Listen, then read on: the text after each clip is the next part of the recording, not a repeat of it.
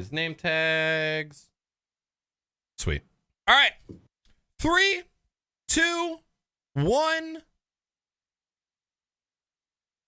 What's going on, motherfuckers? Welcome to the Crocs and Hot Pocket Show. Today is Sunday, 3rd, 2017, and this is episode 47. I didn't put what date it was. I just put 3rd. So it's Sunday the 3rd, December 3rd, 2017.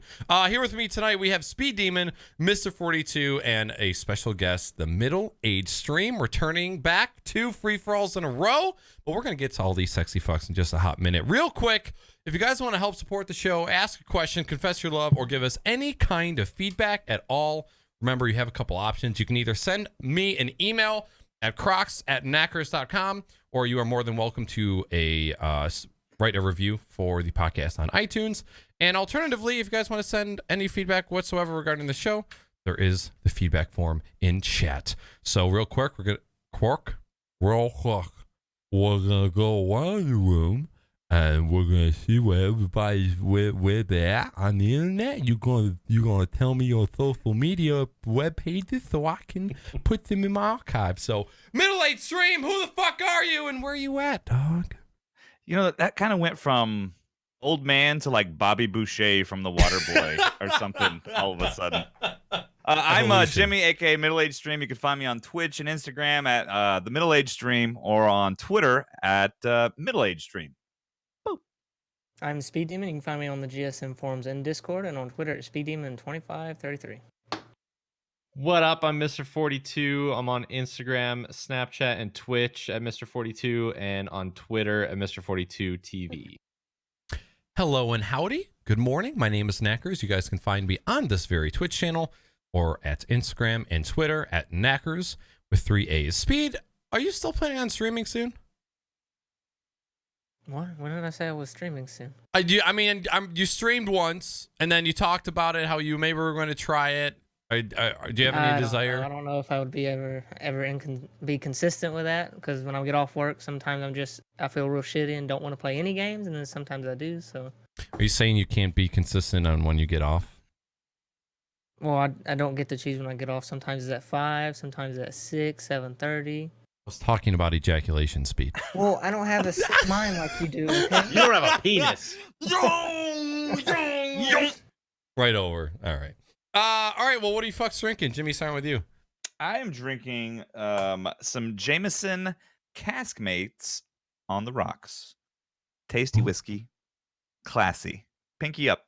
Are you a whiskey stones kind of guy, or do you just fuck with the ice cubes? I would love to actually get a thing that would make those whiskey stones, like that's, but I'm not like a snob about it. Like, I'll just get ice if that's all I got, but okay. If I could have those, that'd be great. Does the taste of watered down whiskey bother you, or do you just like, nah, it's whiskey? It depends on the whiskey you're drinking. Like, some whiskey you wouldn't want to put any ice in it, but the stuff that I buy, it actually enhances the flavor a little bit, because otherwise I think it's a little too harsh. So okay. A couple cubes of ice actually makes it perfect. Okay. There was somebody I knew a couple years back. He would always just do hard liquor and water, like either whiskey water, vodka water, gin water. I'm like, do you just like watered down ass liquid? Like that's the thing they like to drink. I'm sure it's delicious to most people. I don't have enough hairs on my chest to justify drinking straight liquor. I didn't get into it until maybe the last year or so. But part of the reason I did it was, I'm getting older, and you try and cut down your calories a little bit, and there's a little bit less just drinking whiskey than like the beers and all that I would drink. So, and then also once you kind of, it's like anything else, you get it adjusted to it. Like I drink coffee black, but when I first drank coffee, I was like, ugh, But that took me months to enjoy. Yeah, drinking black coffee. So it took a little while, but I got used to it. Okay. All right. Speed Dickle, what about you, man? Nothing, because I got on the phone for the podcast and couldn't go get sweet teas. You're welcome to go grab something. This isn't like liquid purgatory. No, it's fine. I don't need to drink anymore. I drank a gallon today already. So. Oh my God. How are you skinny? You have the metabolism of a gazelle, you motherfucker. Just wait. I don't know. Oh, speaking of gazelles, look at that kitty! that Leia? Yeah, I like to Aw. call her Whiskey Kitty because she just jumps on my desk when I'm grabbing drinks. Does she like the sound of like bottles opening or like glass like tinkering, or she's like whiskey? She likes the taste. Like she will come up and lick at if I'm drinking beer or whiskey. She will come up and try and drink it. Really? Wow. Yeah. There are very few things. Leroy's always interested in what's being eaten or drank. Mhm. However, when it comes to like, I will have a piece of bacon in my hand. He will smell and lick it for 30 to 45 seconds Never eat it. and then not eat it. If I bring out hummus, he will eat hummus immediately. And then we made some chicken salad a couple nights ago, and he ate the fuck out of a little bit of shredded chicken. So it's just Well, like, there's a couple chicken. things.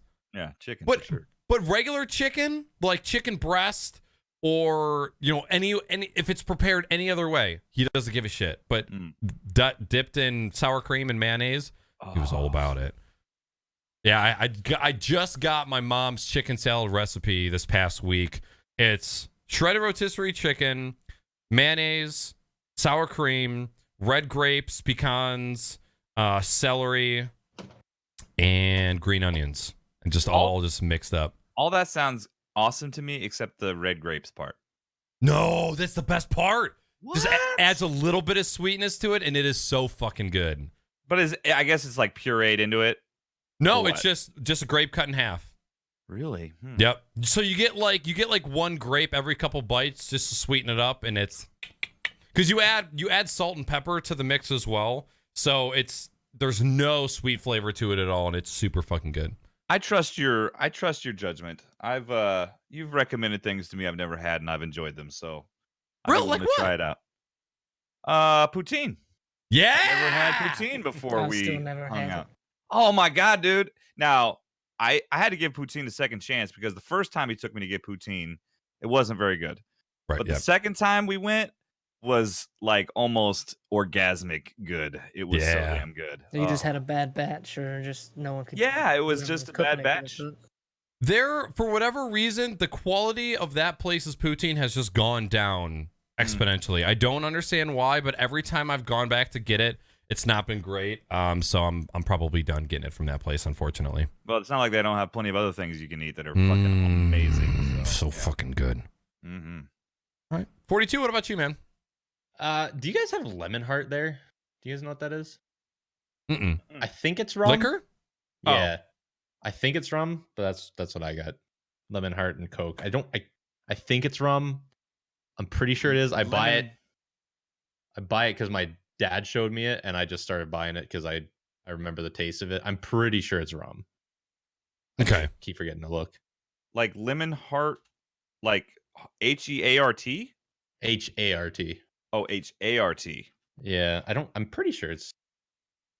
I don't know where it's from, but LH151 lemon heart rum. yeah, Does it say lemon heart and sun on the bottle? yeah. Yeah. Yeah. Yeah. It's like my Christmas wine. Christmas wine, Christmas rum. Wine. Do you is it light or dark rum? Dark. Dark, okay. What are you drinking it with? Coke. Shouldn't be, but I am. Yeah, that's okay. December is kind of the month that I'm trying to give a fuck while also not giving a fuck. Right, because you got all the New Year's resolutions that are coming up here in a little bit. Yeah. And you either got to fucking mess with the crowd or just big fuck yous. I don't do those. No. Just try all the time. How about just try all the time? Yeah, how about you wake up every day and try and be a better fucking person? How about that? Savage. How about that? Up until about a year or two ago, I was always about them because I think it's good to set goals, but there's no benefit to setting a goal that you're not going to start until a later date. Just fucking start now. Just do it right fucking now. So that's kind of now like anytime I hear new resolutions, I'm just like, no, I'm just gonna try what I need to do all the time. How about that? Yeah. So Yeah. no New Year's resolutions on this fucking channel. You hear me? How about New Year's drink illusions, where we set how many drinks we need to fucking consume. I can That get for on speed. board with that, but I'd probably underestimate what would happen. Ever since I started wanting to go to the gym a lot more, New Year's just ends up being one of the most annoying parts of the year because everybody decides to go to the fucking gym. Yeah. Actually, now, every time me and Winnie have gone to the gym, there has been nobody there past midnight. Almost every single time for like a month and a half. We stopped going for about a month. We're back on it now. Both times, there's been 2 or 3 people there after midnight. I'm like, what the fuck are you all doing here? How am I supposed to elliptical naked now with all you fucks watching me? I don't like I'm it. thinking the same thing you were thinking. I can go late and no one will be there. But of course, there's like 7 other people that are going to be thinking the same thing. Weenie was convinced that one... Okay, I take that back. There were 2 people there last time, and one girl who did not work out, but just sat and followed around this guy that was working out. And Weenie's like, I think that's his side bitch. I don't think that's his real girlfriend, because she kept calling him babe, and he was being real mean to her, and they were like she was just watching him. Yeah, just treating her like shit. There was one part he was lifting weights, and she was in a corner, like with her head down, sleeping on a table. And then she didn't want to be there. Well, White, if that's the only place you can get fucked, though, you're gonna show up where you need to show up. Am I right? At the gym? Yeah, man, bathrooms. That testosterone is flowing. You can't Dude, get gross. You can't get fucked at home because his main lady's there. You can't get fucked at that girl's house because she lives with her grandmother. How many people are just sweating and rubbing all their shit everywhere at the damn gym? That's Get disgusting. you some hot, sweaty crabs. You don't want any thanks. crabs? No? I'm on pass. Yeah, I think there's like... Because so many people wear gym clothes that look like skin-tight pajamas. So I think when people go to the gym and they see other people in like these super skin-tight cotton, workout outfits, like, oh my God, that person's sexy. As soon as they take all that off, it's nothing but sweaty, dank moistness under there. You really want to lick that? You really want to be all up in that? Yeah. That Niagara Fall of yeast infection? No, thank you. Nope. As far as myself, speaking of getting old and having to cut calories, I'm drinking a vodka soda, which is the most tasteless drink you could have. But I'm starting to get to the point where when I first drank these, it was just carbonated water with a hint of alcohol. And because I hated the taste of hard liquor, I couldn't do it. But now I'm starting to kind of enjoy it. So I think I might be getting close to the point where I am acquiring the taste of hard liquor by itself. Becoming boring.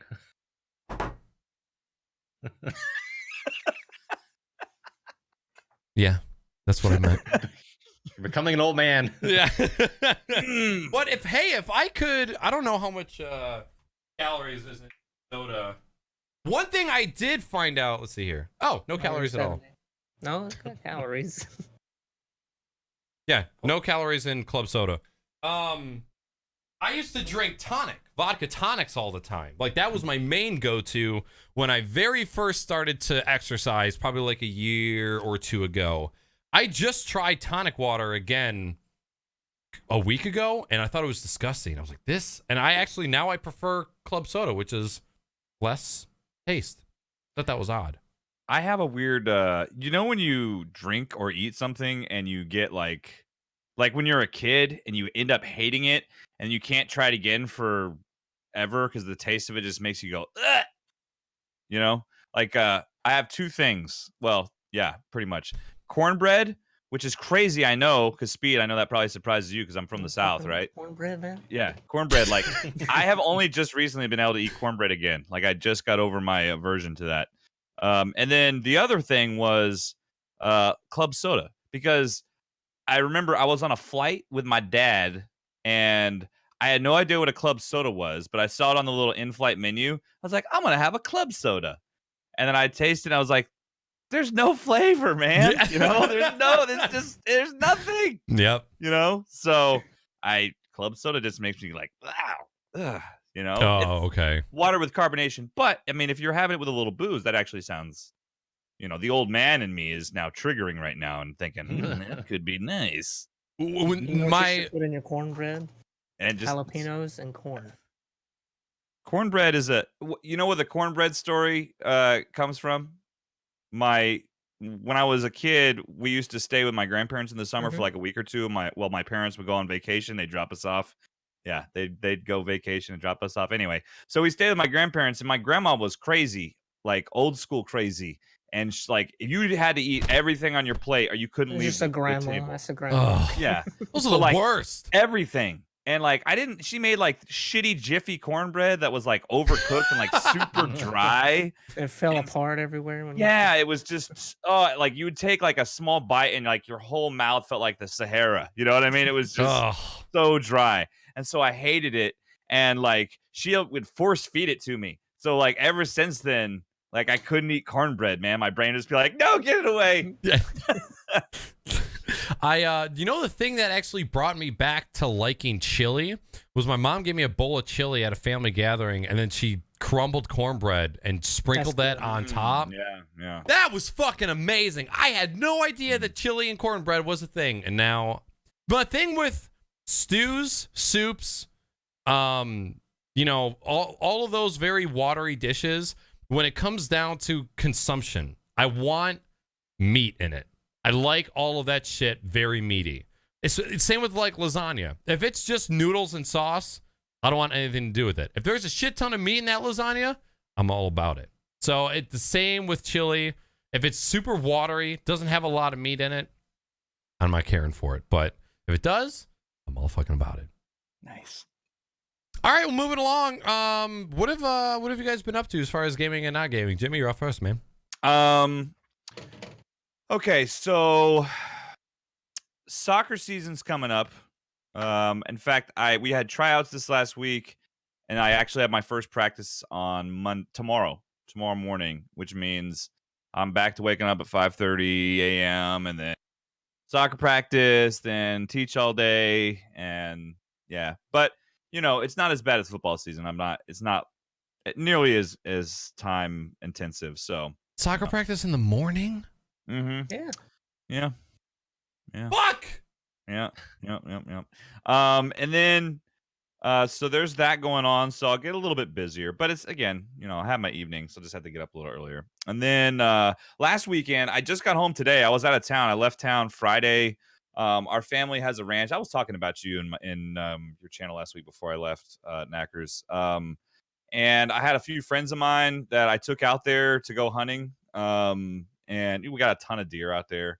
And so we just hung out and drank a bunch of booze, watched football, and just had a good time and relaxed. So that was nice. But I came back today, and then the only other thing really on my agenda is I got 3 more weeks of work till I go on Christmas break. Yes. And the other thing is, in 11 days, fucking Star Wars, baby. Yeah. So I'll be there opening night. I have 17 tickets for the 8 o'clock show. Yeah. You taking up all them seats? Nice little private area. Yeah, well, here's the thing. So for the last 2 years, I've bought like 10 tickets to go take like some of my friends and family to like go to like Rogue One. We did it, and then for The Force Awakens we did it. But we had so much fun, and there were so many other people in my family or friends that wanted to come that this year I was like, all right, I'm going to make a list of everybody who needs to come, and I'm just going to buy everyone a ticket. And then because it's all reserved seating. It's like one of those premium movie theaters, you know? Yeah. So you get to pick your seats. And like literally the moment the tickets went on sale, like I was buying my seats. Like, and I picked them all out. Like we have like the perfect seats in the movie theater. Yes. So we're going Right to in be the there middle, for not too far off. the Thursday night show, 8 o'clock. And then I bought another round of tickets for Saturday to just go at a bigger movie theater that's like big screen, you know, to watch just with. I'm taking my wife and son to the one on Thursday, but we're going to watch it again on Saturday because we're all Star Wars fanatics and shit. Okay. So it'll be cool to see on a bigger screen. If So, I can't pre-choose and pre-buy my movie ticket, I ain't going to the movies. I'm the same way. I'm a movie snob now. Like I'm like, if I gotta walk in and have to like ask somebody else, oh, is this seat taken? I'm like, I don't want to do that. Like, I want to know this is my seat, bitch. Right. This is mine. You want that See, authority read this. walking Read in. this stub. Yep. Like, excuse me, I'm in 6B. Get the fuck up. Who the fuck are you? And you I have actually that. had that happen. Really? You have? Yeah. These guys were sitting in our seat for, I can't remember what movie it was, but they ended up buying it. We were there for the 3 o'clock movie. They had actually bought tickets for those seats for the 4:30 one. So we were like looking at them. We're like, ours say 3 o'clock for this time. What does yours say? And they're like, oh shit, ours is 4:30. Well, we're not moving because we're already here. And I was like, okay, we're gonna grab security then. They're like, fuck you guys. Okay, fine, we're leaving. How are you about to do that? Like somebody is Yeah. standing in front of you with proof that they bought that seat for that time frame. Go fuck yourself. They just wanted to check us. They wanted to be like, they wanted to see whether or not we were gonna budge. See, at that exact time is the minute that I pull out my dick and just start inching towards them. Like, you really want syphilis that bad? This movie is worth it to you? Please move. I actually had a similar situation happen to me, but then I looked like the asshole. With the syphilis? No, I wasn't going there. with the movie ticket. No, well, we'll talk about it after the stream. But yeah, with the the movie ticket. So my wife, she bought tickets. It was the Lego Ninjago movie. I know, I got a 6-year-old. Anyway, so she wanted us to go see it. I was busy with. I had to be somewhere because of football. Yeah, it was like a Saturday we were going to see it. So as soon as I finished coaching meetings and all the game plan on Saturday, I left from work to go meet her at the Lego Ninjago movie, right? And she said, hey, your seat is blah, blah, blah, because there was a bunch of people going to this. And I was like, all right, Frankie wants me to be there, my son. So I go there and there's someone already in my seat, right? And so, like, she had, like, when we walked in, she handed me the ticket. She met up with me there. She's like, here, because we weren't sitting as a family because I wasn't able to know I was going to be going till late. So I wasn't sitting next to them. I was sitting a few seats down, So she buys the ticket, like, a few days before, and then she hands it to me. She's like, here you go, and I'll see you in there. Just make sure you say hi to Frankie. So I did, and then I go, and they're like, holy shit, there's someone in my seat. So I went back over to her. I'm like, honey, there's someone in my seat. And she's like, what do you want me to do about it? Go tell him to get out of your seat. I'm like, okay, well, let me go fucking tell him to get out. So I go over there and I'm like, excuse me, you're in my seat. And they look at me like, what? And I'm like, well, see, this ticket stub says, and then they showed me theirs and it said the same thing. And like it had the same ticket, like the seat number, you know? So and I'm same like, time and everything? No, that was the problem. See, my wife, when she bought the ticket, she bought one for the next day. Like she did it online and didn't click the right day. And so the ticket she gave me was for the next day's show. Shit. And so I look like an asshole, you know what I mean? Going to these people, I'm like, you're in my seat. They're like, no. Get out of here, crazy man. I went Bring back out to a my wife and I was like, fucking God damn it. Ticket and a cell phone flashlight. Look right here. Oh fuck. Yeah, I didn't pre-buy any Star Wars tickets. I'm gonna try and see it within the first couple days. I'm gonna try and lock down like a Sunday during the day show of that same weekend. I bet you can. I mean, I like to see it. It's like an event for me to go like the first night, you know what I mean? So I feel like, I don't know. I wanted to guarantee that I would be there the first night and be able to see it, you know? There's that, and then you don't have to worry about people spoiling it for you. Exactly. Yep. I was not going to be able to stay away from the internet for those periods of time. And so I'm excited about that. Gaming stuff. I've been playing Cuphead. I've been trying to beat it. I'm this close. Well, not this close. I still have a few things to go, but I'm inching closer to beating Cuphead. I don't normally play bullet hell / insane platformer type games, but this game has just sucked me in. And even though I die a million times on each level, that feeling of success when you beat one is just, I don't know. It's not like any of the other games I play. So, I've been playing that. I've been playing Battlefront 2.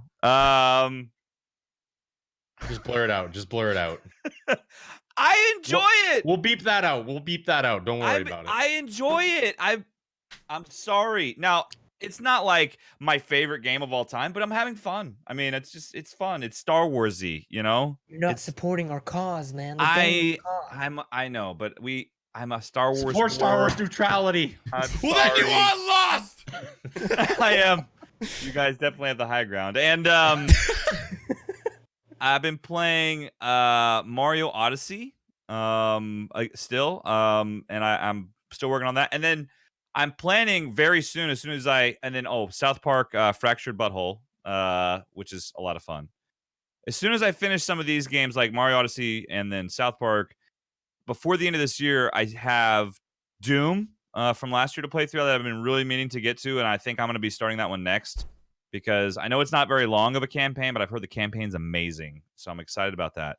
Okay. And then I got to finish Wolfenstein 1 so I can play Wolfenstein 2 because I bought it on sale last month. It was like half off, so I was like, I know, which is crazy because it just came out.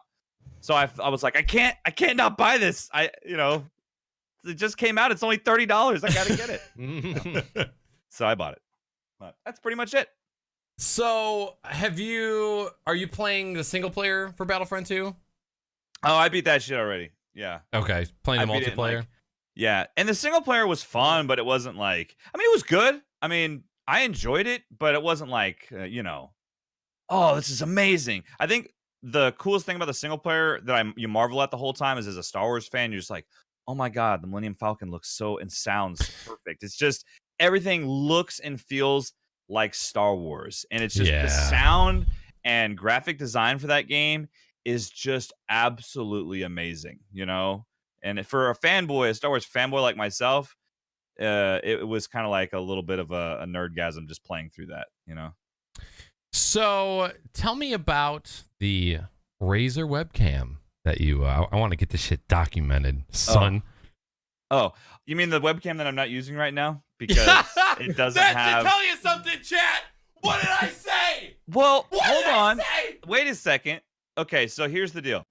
If you don't have a webcam and you are wanting to stream, it's like a really good starter webcam. I would say if you don't have any good lighting solution, then it would be in fact, it would have been a better webcam for me when I started than the C920. But as far as like what it is capable of doing outside of the ring light, the built-in lighting solution, I mean, it doesn't have as, the same sort of features. But the picture is sharp. It doesn't come with any software though, so you can't adjust the settings unless you're in another piece of software. So like I couldn't use it I guess I could have, but the color configuration looks all weird when it doesn't have any adjustment to it. So Okay. That's the reason why I'm not using it. But it is good. I mean, if you don't have a webcam and you're getting into streaming, it's, I would say, definitely worth a purchase. What's the name of the webcam again? It's called the Razer Kiyo, Kiyo. Okay. That seems so... I wonder if they're trying to push using a Razer software to stream, and that's where... It seems so dumb that there is no software for that webcam. Yeah. I wonder if they're going to... I mean, it's easily seen by the computer and OBS, but there's no software or anything out that comes with it. And that's what kind of confused me at first. Like, I wasn't even sure if it would connected right, because it said on the little instructions that once you plug it in, like the little like LED will light up, but like nothing lit up. And I heard the little doo-doo on Windows, and I'm like, well, shit, it's sensing something. So I was like, let me just open up OBS and see if it sees it. And it did. And so I was like, okay, but then I open up OBS and it's just like, I look like a mess of colors. I'm like, oh my God, I need to open up and get some color correction going on, because could you use that cam software that you sent me, Naaackers, on it? Do you think? I just now sent it to MiddleAgedStream. So to adjust the colors for my webcams, I use a third-party app called Cam Control. It was originally developed to allow individual color control if you had multiple webcams plugged into the same computer. But if you just have one webcam, it works. So I sent that to you. Download that and see if it gives you control over those settings. Okay. That just seems like why... One of the biggest things is color correction with video. Why is that not natively... Well, the good thing is if the picture is sharp and it illuminates well, that is software that can be added down the road. Yeah. And that's something that can be changed. So that's at least good. What did you pay for it? It was like $100. Yeah. Okay. But I mean, like I said, you're really the thing you're paying for, is the ring light. I mean, it really does a good job of illuminating you. And if you're in a low light situation, I mean, obviously not complete dark, but like I like to keep my office kind of dark anyway. And I mean, I have these LED panels behind me, but if you have them really bright, it kind of disturbs you a little bit. You know what I mean? Like, you don't want them real bright. So having the ring light, it's not, and you can adjust the intensity of the light.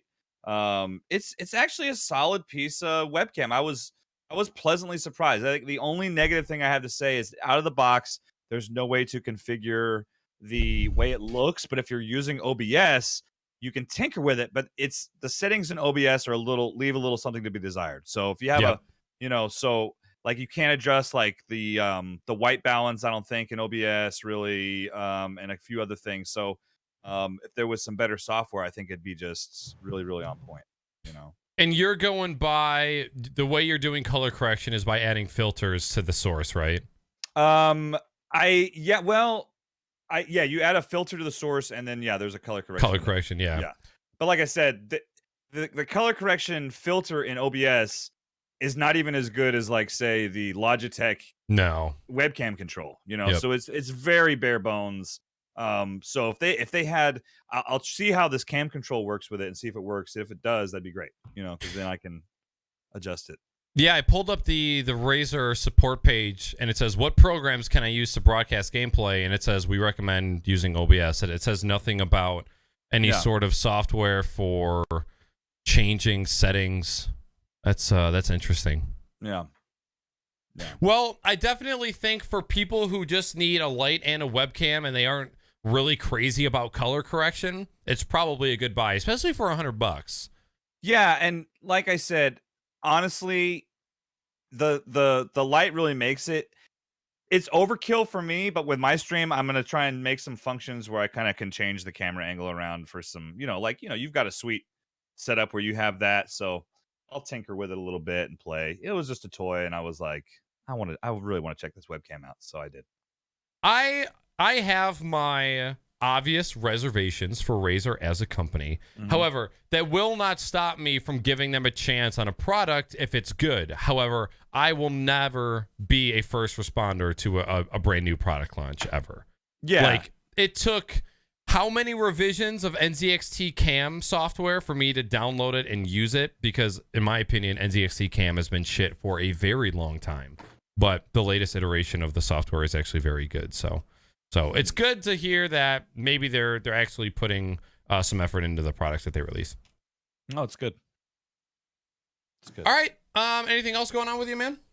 That's pretty much it, man. Just counting down days till Star Wars. I've been playing a lot of fun games. It's been nice to have, now that football season, I have more time to actually play video games and chill out and do this sort of, like, even do this, you know. So Roger. Life is good. Life is good. Good shit. What about you, Speed? Holidays are coming up. I work retail, so you can only imagine how that is. Yesterday, I worked a lot of overtime to like 10 o'clock at night. I started at 8, worked to 10. Yeah. How is that even legal? Oh, I don't know how it's legal. Do you get paid overtime, though? Do you get time and a half? Mm-hmm. Okay. Yeah. Well, that helps a little. They can work you as much as they want as long as they pay you. So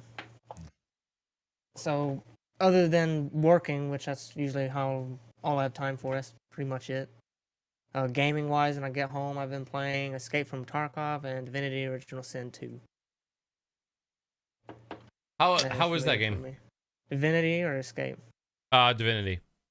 It's a turn-based RPG, so if that's something you enjoy, I like it. It's enjoyable. I find it's really hard to jump into because there's no like go here, do this. You're just thrown into a world and you just got to figure out as you go. Okay. And what's up with Escape from Tarkov lately? Escape from Tarkov. I can only enjoy that in small doses because just the way they've done the sound design and the shooting. If you've ever played like Arma 2 DayZ, how you would get if you got shot at or something, just multiply that by like 10. So, yeah, go ahead. I read an article today that DayZ is officially going to come out of early access, planned to come out of early access sometime in 2018. So just for shits and gigs, I went and looked at the original release date. The original release date of the Arma 2 mod for DayZ, I think was it Breaking Arrowhead? Operation Arrowhead? Operation Arrowhead. February 2013. Mm-hmm. Okay. The standalone came out in November 2013 or December 2014. So that game has been in development and in early access for coming up on 5 years now. That's so weird. And they're just now releasing it. On top of that, they're also planning on releasing a console version, which they said they were going to do in like 2014 and then never did. But they're assuring the fan base that it is going to come out this time. No one's even going to remember what that game is. That's Which the is bad thing about doing an early access game. You release it, by the time you actually release the game, sometimes, not all the time, but sometimes the game's dead by then, and right. there's really no point. Has Like any DayZ has been like, there's a few YouTubers I used to watch. They've removed Escape from Tarkov. They said to get like, because they post on YouTube as well. They said to get like 30 minutes of footage. They spent 2 weeks, and that's interesting footage, like getting shot at and killing people. Yeah. It's just real hard. and I feel like the same might happen for Star Citizen, because not only are they just waiting on development, they need to wait on consumer hardware at a decent price point that everybody can use and afford in order for that game to be playable at the scale that it is. Can I interject something real quick? Yeah. What type of, I keep hearing about what type of game is Star Citizen? It's a space game. You're out in space and everything. Well, I figured there was space involved because Star, but you know, like what type of, like, is it like a strategy 4X? Like, what is it exactly? Is it multiplayer? What is it? No idea. It's multiplayer. It's open world. We Probably really don't know what there's like in the game. Like, if you want to be a tow company that tows people's spacecraft because they ran out of fuel, you can do that. If you want to be a police officer, going out and taking bounties or whatever, you can do that. You just anything you can do. The market's going to be controlled by the players. You can go mining and do that. You can do transport. It's just, if you've ever played something like EVE Online. Yeah, I'm looking at chat right now, and they're saying it's an MMO. So, like, all of a sudden, my interest just went. Meow. I would say closest would be some sort of MMORPG. Yeah. With like some characteristics of MMO, some characteristics of RPG. And this is a guess. I'm guessing there is going to be some sort of RP to come out of Star Citizen. Oh yeah, Yeah. and there's going to be big clans get jumping on that. And I've never played it. I've only seen people play, and it looks fun. It looks like something that'd be time consuming. For like, if you warp to a planet, it takes like 10 minutes to get to a landing zone. Oh, And some of the ships that they've been selling, because right now, since it's in early access, you can purchase a ship. mm-hmm. They don't sell these anymore, but there was a ship selling for like $2,000, like What? real money. Yeah. $2,000 Yep. Mm-hmm. American? Yeah. It's like Eve used to do this. If you wanted to buy a big ship on Eve, you'd pay $5,000. Eve is one of those games that I always thought it'd be cool to get into until I realized just Oh, how man. fucking complicated it is. And I have a hard time with games that they try and make it too real life, like real life time and money and all that Mm-hmm. stuff. In Eve, you have to like research skills. So like at a certain time, like the Titan ships, those are the big, massive ships. To be able to research to fly one, you would, I think, if I remember, you would spend 2 actual years researching stuff to be able to fly it, and then you have to have the money. Which, if you wanted to buy it with cash, that's $5,000, or you can get in-game money and get it. Dude, you could learn to speak like a rudimentary language in 2 years time. Oh yeah, Right. that's a college degree that you've wasted in this game. Man. I just read an article before the show too that you can now buy virtual land in Star Citizen as well. Mm-hmm. And by the way, do any of you know when the Kickstarter campaign debuted without looking? For Star Citizen, Yeah. It was a while it was ago, like wasn't 2 years or more. it? Yeah, that's what I wanna- 2012 Oh my god. was the original Kickstarter for Star Citizen. That is Wow. how fucking They've- long that game has been around. They've made a lot of money. $168 million. Mm-hmm. And that is about, this is the thing, is that is roughly $40 million more than it costs to make Grand Theft Auto 5. That kind of puts in perspective, okay, is that a lot of money or is that not a lot of money? Well, the one thing about this though is they're doing all the stuff they're doing hasn't been done before. So that's Right. you put a lot of time and development hours into that. So it may not be enough. Hopefully they don't spend more years working on this and they're like, hey, we need more money, guys. We're running out of money. If that happens, that game will die after that because they've gotten so much. Comparing this number, how much they've raised compared to how much it costs to make Grand Theft Auto, 168 million for what they're doing doesn't seem like a lot of money to me. No, If you think of the map scale of Grand Theft Auto 5, granted that game is a fucking onion. The amount of layers that are in that game it's an amazing game as far as like infrastructure wise. But Star Citizen is building a universe worth of planets and people and ships and terrain and textures and code. Like, is 168 million enough to do that kind of thing? At this point, they have to have investors that are also pumping money. 168 is just the amount of money that they crowdfunded from the Kickstarter. But I don't know. I have not. The only gameplay I've watched of Star Citizen, besides a couple videos here and there, was when they debuted the first person, like 4K 60 FPS video where they showed what first person shooter looked like. And that's all I've seen. I have not played the game. I have not installed the game or anything. And I'm tempted to keep it that way until the game comes out with some sort of EA release. But seeing this makes me sort of want to jump into it and look and say, okay, what's the game look like right now? What does it play like? Is this something I'm going to be interested in? I'm so torn on what I want to do. I was watching Devil Dog. He posted a video not too long ago. He landed on a planet, got out of his aircraft, was looking, because they just made it where you can land on planets. He was looking around like, man, this is so cool. Got ran over by some guy in a little rover. It's like, man, that turns me off of that game. People can be Right. I need space police. I'm kind of hoping. You remember in the hardcore gaming? Oh, I still have a piece of brownie right here. I'm gonna eat this. You remember in like the hardcore time of gaming when there was no gaming wiki, and in order to craft something, you had to test crafting with all the different materials in order to figure out what it made. I want some of that to come back into some survival games. Won't happen. Or you can go to the store and buy a book, like those books. They used to Nintendo sell, the Power? cheap Yeah. ones, yeah. Or Yeah, like I remember having a guide for Pokemon Red. So I know, but I think everybody's way too instant gratification hungry for that sort of reality to return. Someone would just get into the code of the game and just freaking figure it all out and post it online on the internet, and then it would spread like fucking wildfire if they didn't release anything. You know what I mean? Like if there was no wiki or any source that you could look at, someone would get into it, you know. I mean, shit, people break into code all the time and find stuff in games that the developers don't want you to see, you know.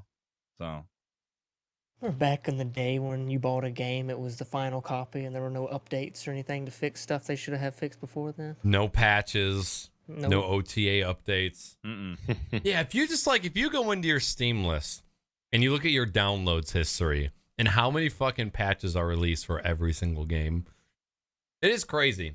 But on the flip side of that, a lot of those patches are like quality of life stuff that like they enhance features. It's not like broken game. Like a lot of the games that I play on there, like games that have been out for years and years and years, and then the developers still are putting out patches to increase quality of life stuff, not because the game is broken, but because like, hey, we're going to implement this new feature, you know? So you can look at it like glass half empty or glass half full sort of deal. Right. I mean, of course, it's a good thing. Like, way back in the day when you were to buy, I wasn't live then, but I was told, like, you buy a computer game, it may not work. You may have to do a bunch of other shit to it to get it to work on your computer. Mm-hmm. So, Mm-hmm.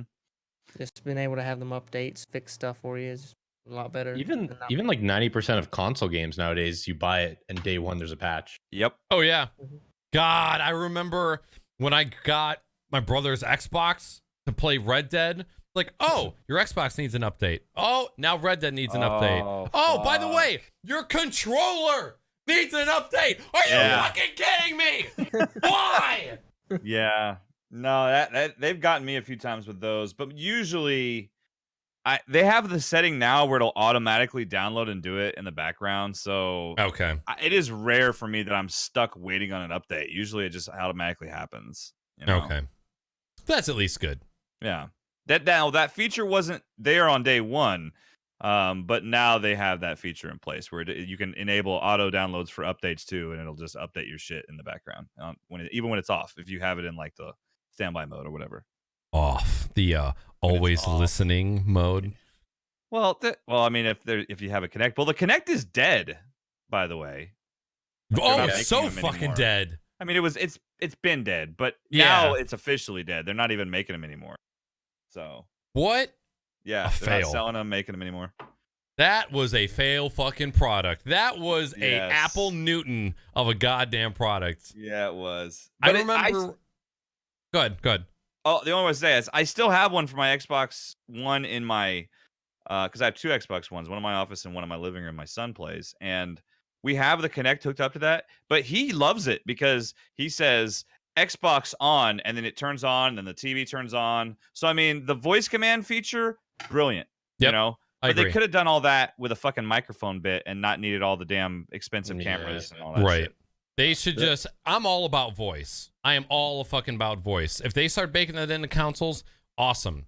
Just add a microphone. Cancels? Consoles. I say consoles weird, man. I'm from fucking Councils? Michigan. There's a council? I say council like fucking Jedi Council. Console like con, right? Yeah. Console. There's no U in Console. console. Not like council. Like I you're talking don't about like a even- group of we're like a council of Yeah. fucking video game nerds right Yeah. now, right? You know, I can't. There's nothing I can do about it. It's like No. saying pop instead of soda. It just comes out. council. I'm just Council. fucking with you. No, I'm it's fucking- okay. You It's a still say problem. Pop. It's soda. It's a Bitch. Coke. No matter what type of soda it is, if you're from the South, in this part of the South, it's a Coke. Is it like that where you're at, Speed in No, Mississippi? let me go buy a soda. I mean, A soda. there's some people that say Coke, like Yeah. the older people. They'll say Coke. I'm not calling you old, middle aged. Don't worry. I kind of by virtue of my name, I kind of have to deal with that. So it's okay. We're gonna do like a quick verbal geography test. What we're all gonna do is we're all gonna say a word, right, one after the other, okay? And then we're gonna just verify. We're gonna kind of analyze how everybody says it. Okay, we're gonna say the word sorry. Okay, so I'll go first. Speed will go next. Middle aged, and then 42. Okay. Sorry. Sorry. Sorry. Sorry. I tried to say it as most genuine as I could. You couldn't. It still fucking came out. No, that's what I'm saying. I tried to say it like how I would normally say it. Sorry. Sorry. Oh, sorry, bud. Sorry. Okay, round 2. Craft dinner. Craft dinner. Craft dinner. Craft dinner. Craft dinner. Mm. Is there a It weird way to sounds- say that? I think it's about okay. Yeah. Yeah. Usually, I thought the Canadians did the craft dinner. Dinner. Oh Eh? no. Craft dinner, eh? Never heard that. I've heard some crazy fucking Canadian accents before that are just like, what are you even saying? 42's is barely noticeable at all. Honestly. No. He When plays he with us too drinks, much, so. Yeah. when 42 drinks, it shines like the sun. It just protrudes. There was anytime I travel anywhere south of Ohio, people can peg that I'm from Michigan almost immediately. Like, you're from up north, aren't you? You fucking uppy. Get the fuck out of my gas station. So it's always the goddamn like rest stops. You They always uppy? peg me. People call Yeah. people uppies. Upper I Peninsula know of that, Michigan. but I'm just they call Yeah. you uppies. Bunch Uppies. of fucking uppers. Yeah. I don't know if we've talked about this on the show, but I have a You buddy who damn lives Yankees. in Yeah. in the tip of the lower peninsula of Michigan, and all of the tourists who come in for Mackinac Island fudge, they call them fudgies. Like all the people who are angry at all the tourists, they call them fudgies. Na na na na. All right. Where the fuck were we? It was 42's 42's turn? Yep.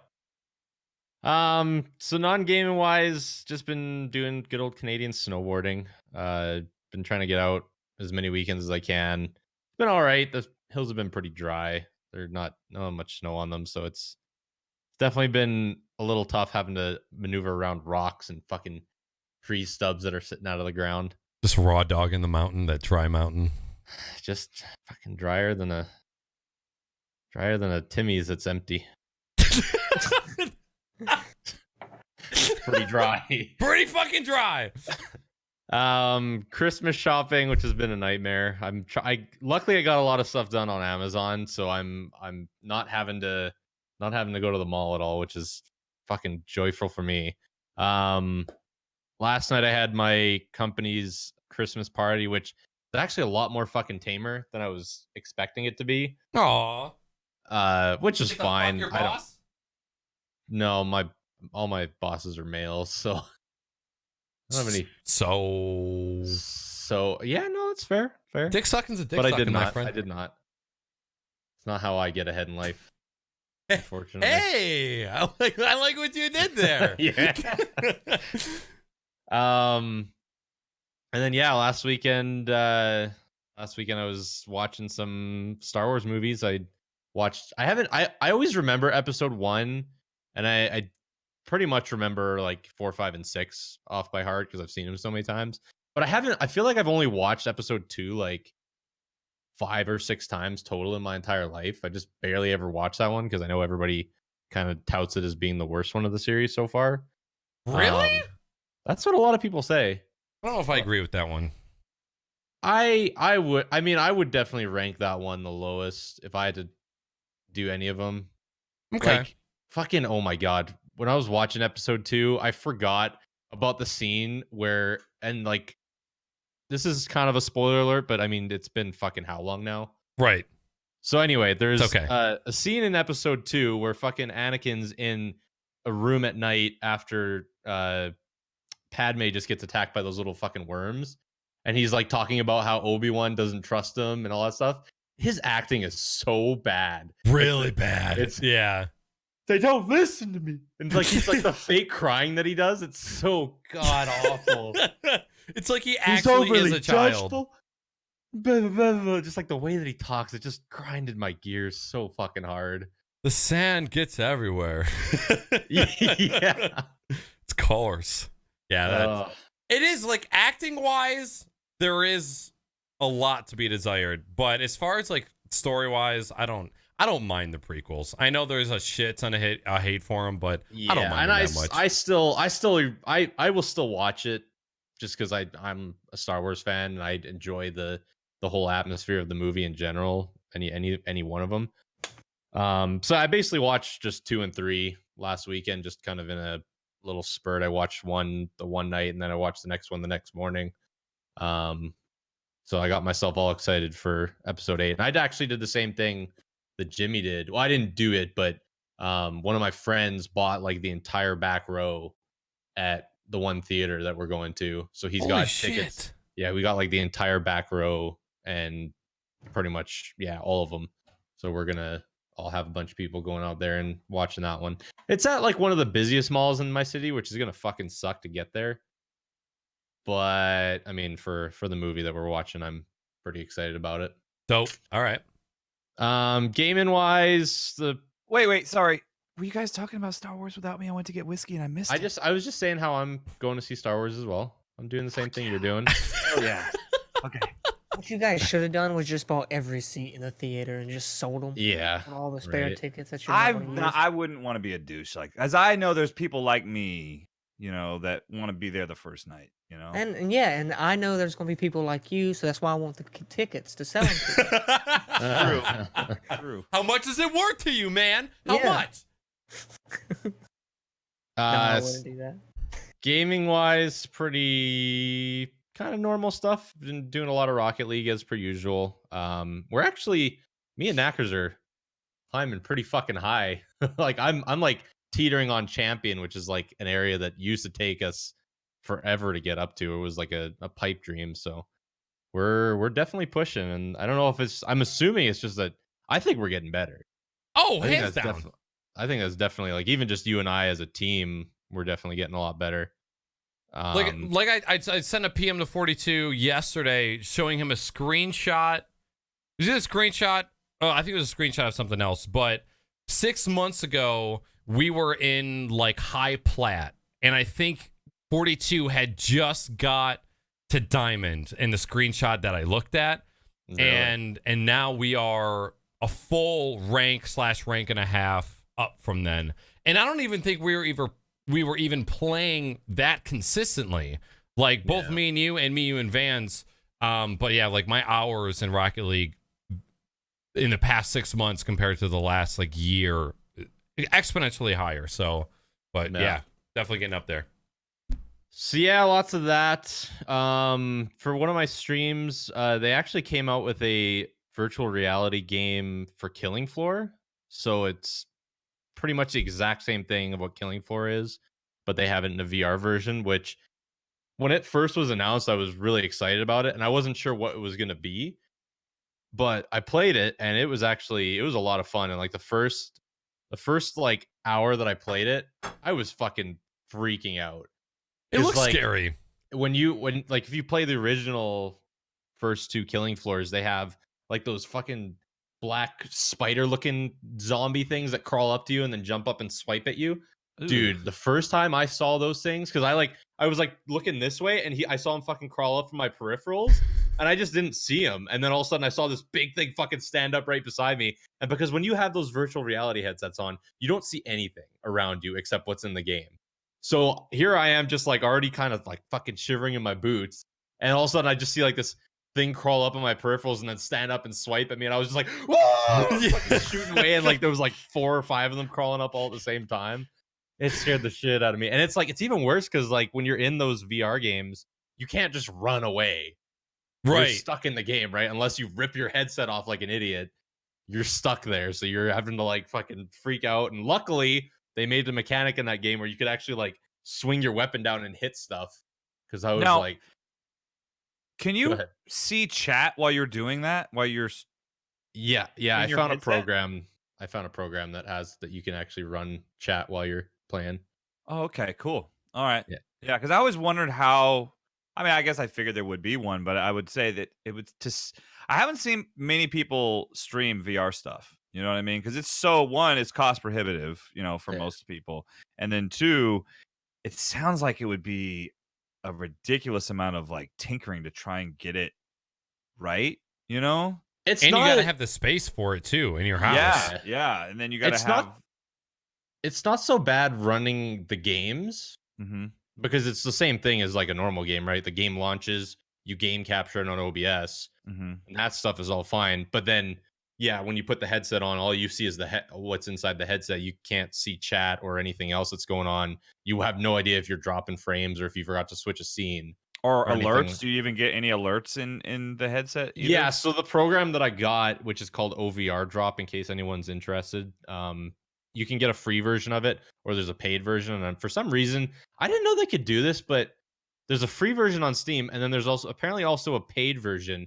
And all it really does is it uses less resources on your PC.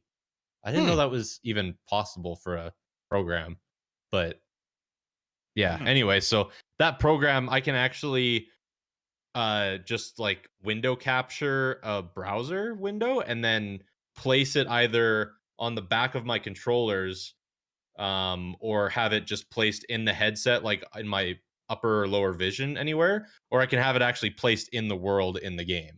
So like if I could place the window over here in the world, be working away doing this and turn around and look at chat and then go back to working. Oh, that's cool. I like the version. The way I have it is I have my controllers and I can turn my controller and point my back of my controller at me, and it'll show my chat on the back of the controller.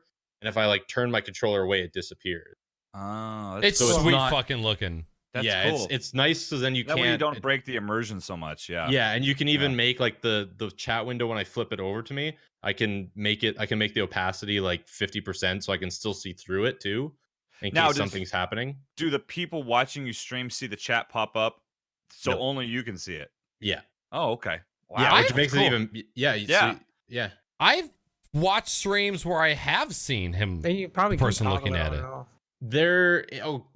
And so when you're capturing VR games, you're either capturing, like I said, you can either capture the game capture that it pops up on your monitors, or you can capture what they call the display mirror. So when you Oh. launch Steam VR, there's a thing called display mirror, and that is actually it shows you everything that's in the headset, whereas the game capture window only shows you the game capture. Got it. Okay. So a lot of the times I can just game capture it, and then you don't ever have to see any of that stuff. Because that's the other thing too, is that when you're in VR games, you've got your chaperone zones where you can't walk out of. I see those all the time in my headset, but you guys don't see it, which is Right. beneficial because that fucking breaks the immersion all the time. Okay. Too. So then I was watching somebody who wasn't capturing correctly because I saw the red zones and I saw them looking at their own chat. Yeah, and then remember how I was telling you about that program or that OBS Studio plugin? That's probably what they were using, because that way it makes it where they can just use display mirror for everything. But it's like, yeah, I wouldn't want to have to make it so that people can see all the chat that I'm reading. But then it also kind of looks stupid because then I'm just in the game, and say if like if there's like modeled hands that show up in game, you'll just see me like you'll see the stream and I'll just like lift the hand and just be like. Did you look at the correct game that I sent you at all? I did see which one you sent me. Okay. Hey, have you heard of that one? No. Okay. There's a lot of those no-name games that I haven't really looked at.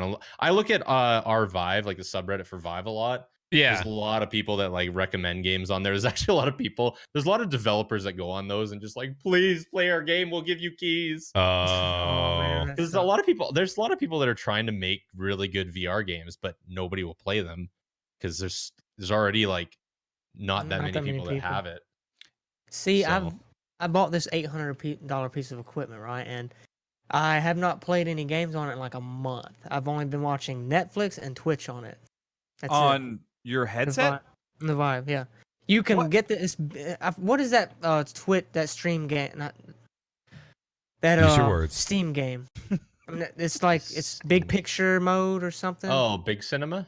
Big Cinema.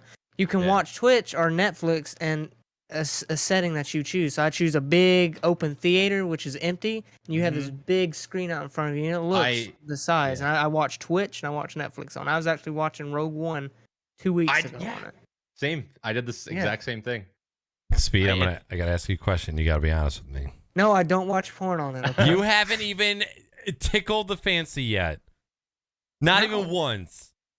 Not even a jerk off. Did you just look at you look at his anything? face. He paused too Come long. on, You know what the bro. answer. This is the No, Crocs I and Honesty podcast. Please. No. I haven't. Don't just I let it promise you I be. haven't. Let it be. It's a little weird, honestly. Yeah, I mean it's. Thank you, 42. For the just, manly like, honesty. It's interesting watching it, but then like when the girl like gets up right close, because they always do that because they know it's a VR video. Right. They always get like right up close and try to pretend like they're right in your face, and I'm just like, it's like, Jesus Christ. Do the tits ever clip through? Like, do they ever go past where your vision starts and then you just see through if you them? like, well, when you set like the way that I've used it before, you kind of like set yourself up in one spot, and then if you try to move around too much, then it fucks it up. But Okay. so yeah, if you like rolled forward or you moved forward in your space, then yeah, you'd be like fucking pixelated boobs like all over the place. So you got to treat it like you're getting a lap dance at a gentleman's club, basically. You know, Right. With movements. Is there any... This is getting deep. And you might have not researched this, but if you haven't, then you're not a real man. Is there any, like, interactive sex things where, like, your hands can interact with... Oh, yeah. There is? Okay. Yeah. Link me those later. They're not on Steam, obviously. Yeah. But I'm gonna send you I'm gonna send you guys a GIF on the Crocs text channel. It's not suitable for work, obviously. Okay. But I always want to show people this GIF because it's like one of the funniest things I've ever seen in VR when it comes to like nude games. It's so funny. I can just imagine somebody like duct taping a fleshlight to a coffee table and then getting this game set up and just playing with nips and just fucking getting Timmy's. I can just picture dear like God. You're your going to need a lot of wife- duct tape, boys. Dude, I only need a couple inches. It's not much. No, Okay. I don't know. I can't remember if the thing I'm gonna send you guys has sound to it. I think it does. I will wait. Yeah, it's super funny. Oh, It's I'm watching super that fucking shit. funny. Okay. Because yeah, I would Um, just bop some titties around just for fun. Yeah. Maybe spread a couple butt cheeks to look at buttholes, see how the physics I are. gotta see this. I gotta see. But yeah, anyway, He's making other a than that killing floor game, I played through the game Inside. It's like the predecessor to fucking what's that Limbo. called? Limbo, yeah. So I played that, and I would highly recommend that game if anyone hasn't played Inside. I beat it in 4 hours, and it was a damn good time. Okay. So play that. I'm not gonna give any spoilers because it fucks with. Did you just pull it up? Did you just pull it up? You did, didn't I you? skipped right to the part where he was punching back into That's fucking. where I lost it. It was so hard for me to not interrupt 42 because I saw that. I'm Yeah. like, oh my god. I'm sorry, 42, but I just she's doing sit-ups and he's punching her in the tits. Yeah, so if anyone Oh. wants to know what it is, it's basically like this naked girl who's doing sit-ups on a bed, and when she sits up, the guy does like the speed punching bag thing on her boobs. It's dude, it's way Can we too not? funny. Can you not put it in chat? It's on Twitter. It's lewd, so Ludish. Yeah. Oh, okay. Yeah. And considering it's not my channel, I'm not yeah, about yeah. to do that shit. I'm gonna take one for the team and I'm gonna retweet this shit. Okay, if you guys want to look for it, you've got 60 seconds, and then I'll undo my retweet. So officially Perfect. retweeted. I got your back, chat. I saw somebody tweet that, and that's when my interest was like, okay, what the fuck is out there for like VR porn game? Because I was just like curious how in depth they could get, but I never ended up even going down that road because I was like, next thing you know, I'm gonna forget that it's there and it's gonna show up on my games list or something when I'm doing a stream or something. I'm like, I don't want to go down that road yet. Maybe when I quit streaming. Also, we have something in chat. Can we do the dialect test again and everyone say the movie word? You guys see that in chat? I don't want to say it and throw off how you're gonna say it. So I'll go first. Speed, you go next. Middle-aged 42. So I say theater. theater. Okay, pretty much. Yeah, I was not a theater or Did a I say it theatre. weird the first time? Because after I said theater, I think Matt Weenie's like, oh yeah, You might have. everybody say it. You might have. All right, undo retweet. I might incoming. if I'm in a maybe if I'm not thinking about it, I might have said theater. Sometimes I think I say that too. Like I just completely get rid of the A. Oh, okay. Go to the theater. Oh God, how do I undo this retweet? Undo. Never going back. It's gone. It's gone. Your My next mom's job gonna be interview, so sir. pissed. On December 3rd, 2017, you retweeted. Look, I like punching titties. What can I say? Theater. Yeah, I think you said theater as well, Speed. Okay. It's Theater. okay. We forgive you. Theater. All right. Speed, you have one piece of homework, and it is to watch a 45-minute pornography on that VR headset. You're not allowed to masturbate. No fapping. And it has to be gay. Man gay. Man. If you want, I can send you one of my home videos so that way it's a little bit more, comfortable. Oh. People you know. Someone I know. Oh. The more Well- you know about dicks. All right. Anything else for you, 42? Yeah, other than Inside, I've been playing a shit ton of fucking Hearthstone lately because the new expansion, Kobolds and Catacombs, comes out on Thursday. So I've been stockpiling the in-game currency to buy as many packs and get as many of the new cards as possible. So been doing that. The new expansion actually, it has a what's it called, roguelike? Like Really? yeah, it's got a instead of, they used to do like single player adventures, but now they got like their own way of doing roguelikes where like you go through a bunch of different bosses and they just eventually start getting harder and harder and harder. And then you can get to like the end boss. But like they showed a demo of it at the launch day or when they announced it. And it looks super fucking entertaining. Like it should be pretty entertaining to play. Even for new people. Like you don't need to have any resources. Like you don't have to have any cards.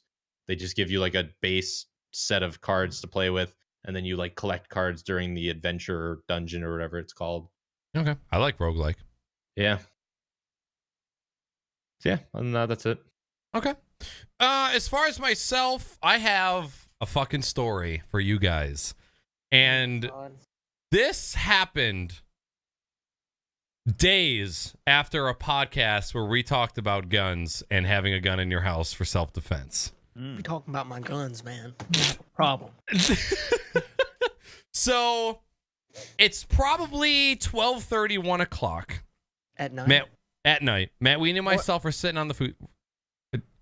Can I get 5 fucking seconds into the story, Speed? I'm just kidding. What do you want to know? What are you doing out at that time? They're on the futon.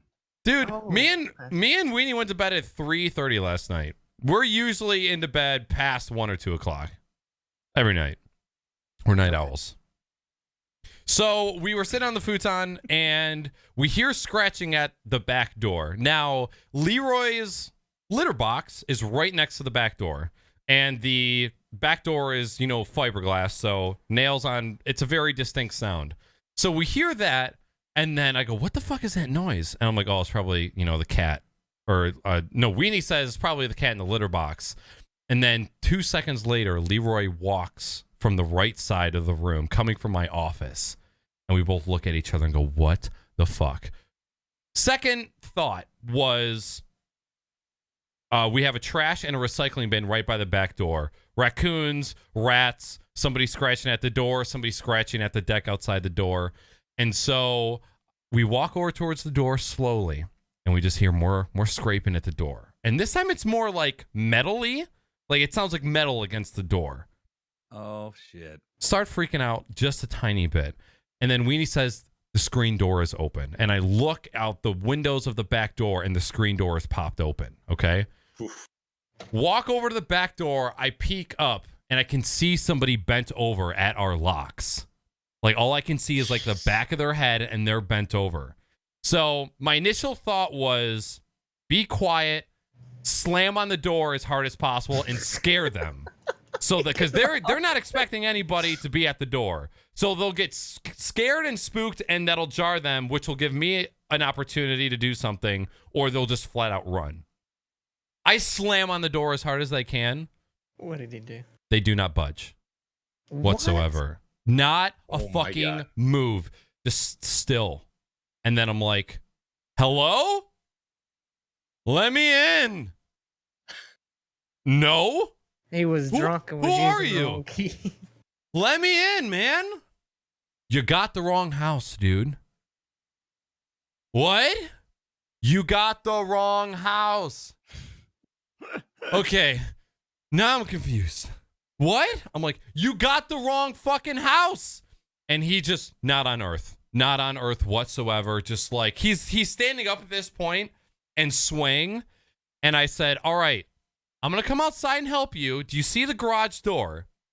Yes. Okay. Walk back out of, he opened our backyard gate, walked up to our house and was trying to get in. And he was trying to get his key into the keyhole. I said, walk Oh back my to the God. garage door. I'm going to meet you out there. Be there in 30 seconds. So he doesn't move. I walk through the kitchen. I grab a knife and I grab a flashlight and I walk out to the sidewalk, keeping like 5 to 7 feet worth of distance away from the guy. And I said, come to the garage door. He's still standing at the back door, just like wobbling. Walks, just like walking. I look to the right. I see a streak of urine across the entire fence that he had just painted with. And walks over. I'm like, what are you doing? What is going on? Man, I'm trying to get inside my house. I'm like, what street do you live on? He says the name of his street.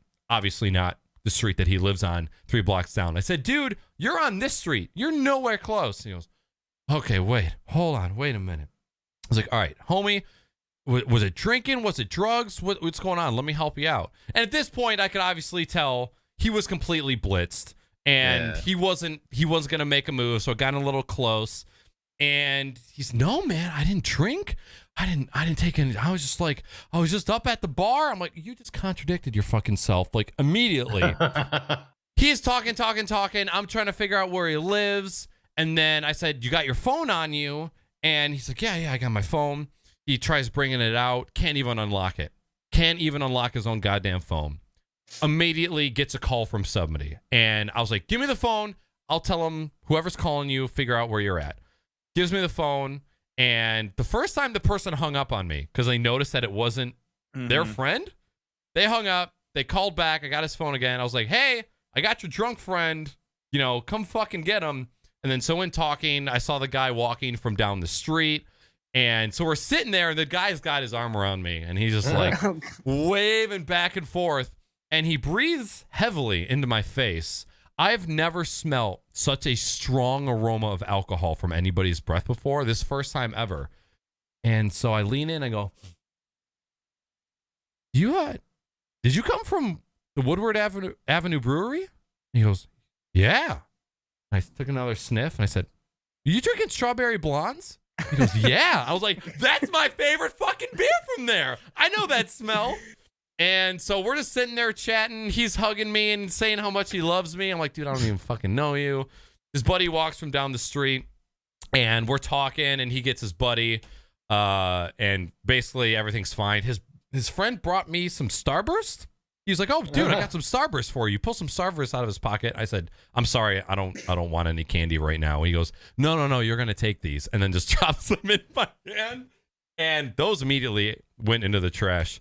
And as they were both walking away, the sober friend turned around and said, thanks for not being a gun owner, and then keeps walking. Just imagine if you had your house unlocked and you're sitting, whatever you guys were doing, watching TV or whatever. He just comes, where's the bathroom at? Just comes walking past you. I'd have flipped the fuck out.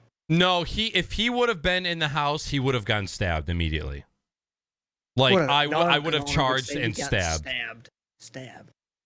Like, I'd immediately just go for the dick, just going for the penis. But you'd have to run all the way to get your knife. He could have. No, I have a knife on me at all. If I have pants on, my knife is in my pocket. You're like me, but I have a gun.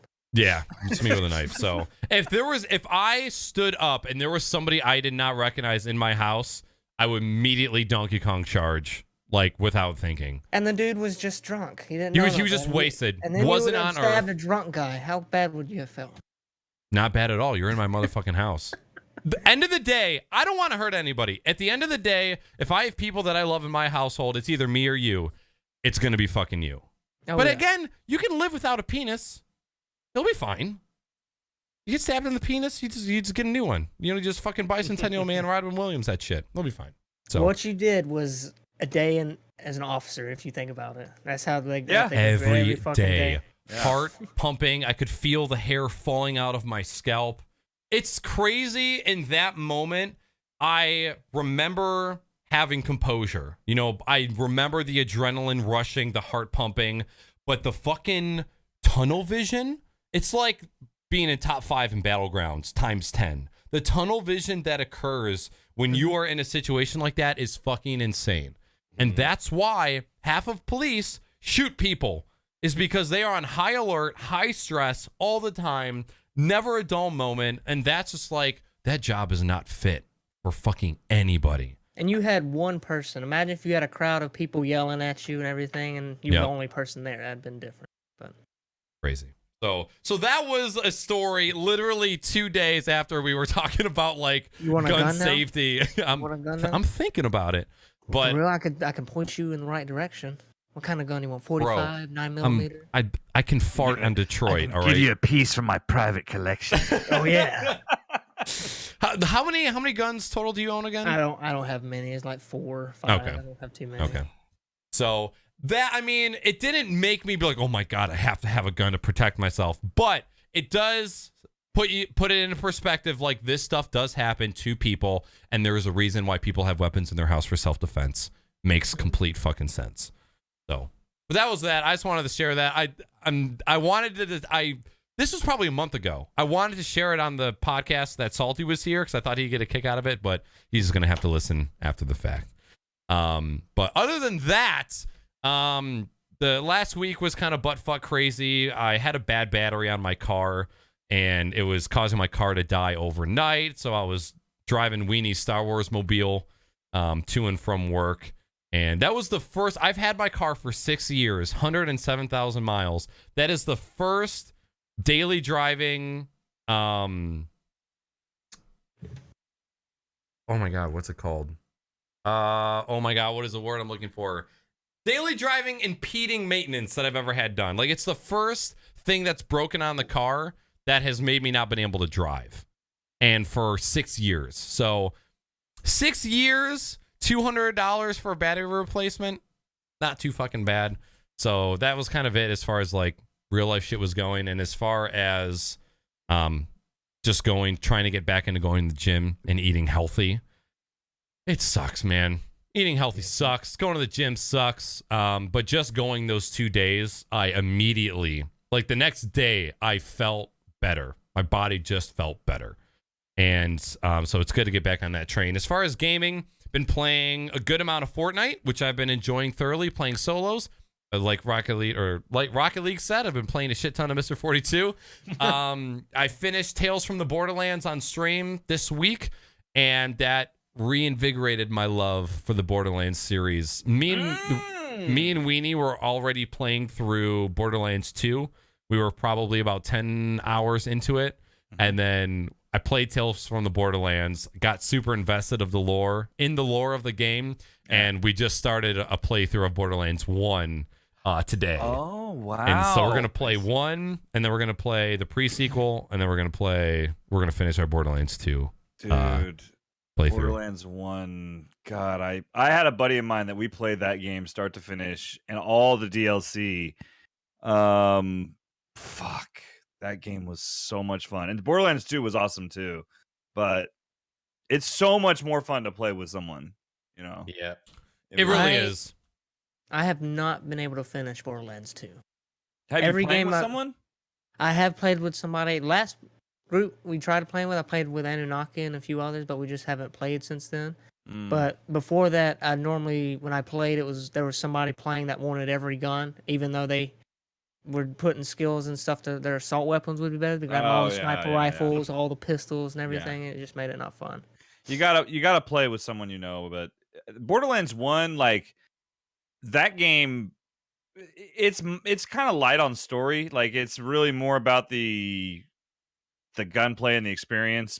Borderlands 2, they really flesh out the story. The story's so fucking good. They built emotion in the second one. Claptrap's my favorite. Yeah. Oh yeah, Claptrap's the shit. Claptrap and I had a strong brotherly bond with Mordecai in Borderlands 2. That was my dude. Yeah. No, it's a good game. So that's it. So yeah, we're just starting. That's gonna be like our off-stream like date night game. Is just playing through the Borderlands series. Oh, I'm so jealous. Fucking. How long does it feel like we played the pre-sequel 42 on stream? Oh, wasn't it like 4 or 5 streams that we played it, or more? Probably more than that. It was probably, I think it was like 40 hours, like 30 to 40 hours. Yeah. Well, I know we babied it too. Yes. We definitely didn't rush through it, but Yep. It was over a year ago because I think you guys played that before we did the Saints Row playthrough. Correct. Or was it Yep. reverse? And I actually have a highlight on my channel of me playing that game by myself in 2014. So I had played it a little bit then, but I don't remember a goddamn thing about it. And then me and 42 played it together. All right. Anything else before we get into the gaming news? Wait, we just got to news? See, We were having a good time, Speed. Yeah. Now you ruined it. yeah, it's half pleasure, which always comes first, and then business afterwards. All right. Gaming news and discussion. During the week, if you guys want to submit any gaming or streaming related news to the show for a chance to be discussed, check out the news channel in the Naaackers Discord. I want to give a thanks to Sonner, MrFortyTwo, Bourbon, and Matt Weenie, all for submitting news articles this past week for us to discuss. And in addition to that, I want to give a shout out to PC Gamer, Polygon, and Rock Paper Shotgun for providing the articles to what we're talking about. So the first couple points are just a couple just so you know. And first of all, Twitch Studios wants your chicken dinners. So if you guys play and stream PlayerUnknown Battlegrounds, Twitch Studios is currently looking for clips to be submitted in order to be added to a montage. So if you're a streamer and you're looking for a little bit of exposure, check out this link in chat. Speed, would you be so kind to post links for me in chat since Salty's not here? Sure. Or do you got it, 42? I already did. Awesome. 42, Okay. you're the man. So this I can't stress enough. There was actually somebody on Twitter the other day who was explaining if you want to make it in this in this, you know, realm, you can't rely on luck. Sometimes you have to go out there and make connections yourself. This is one of those good opportunities that you can take that doesn't take a lot of effort for you to submit some content of yours to something that has the possibility of having a shit ton of exposure. So if you're an avid PUBG player, check out the link in chat, get those clips submitted. You never know, that could bring a viewer or two to your stream. In addition to that, net neutrality is upon us. If you guys are on Twitch or on Twitter to any extent, it's got to be pretty apparent that net neutrality has the possibility of being killed. So what 42 is going to post in chat, there's 2 YouTube links that I'd like you guys to check out if you are not familiar. One is a super short explanation of what net neutrality is and the dangers that it is currently facing. And another one is a Philip DeFranco video where he takes about 6 or 7 minutes to explain what net neutrality is and what's going on with it. Basically, I believe it is December 14th. There is going to be a vote to end and repeal net neutrality, which in a very quick summary, basically net neutrality means everybody gets all content at the same speed. Nobody gets to... ISPs don't get to choose whether you get Netflix faster than Hulu or Google faster than Ask Jeeves. You know, it's very simple, but at the same time, very complicated. If you are not familiar with net neutrality, please do me a favor. Watch these videos, educate yourself. If you like the internet, if you like Twitch, YouTube, Twitter, any sort of website where you consume content, you need to be aware of what net neutrality is. And you need to take the necessary steps to call a fucking political representative or a senator and voice your concerns, or else the internet is going to be a scary place very soon.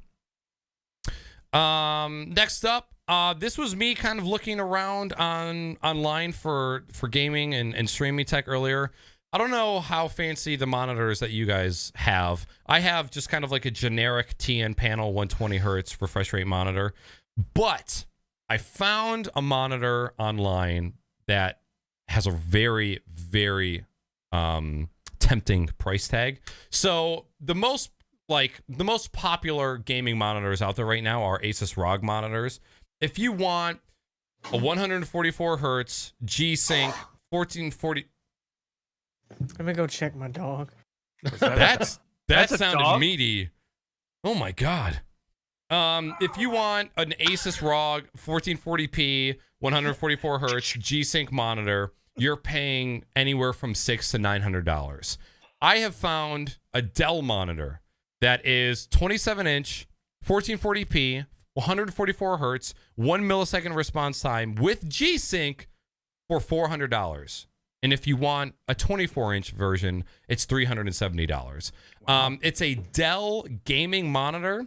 So it's meant for gaming, but it still looks like it's a professional grade monitor with extremely thin bezels. Very fucking sexy monitor.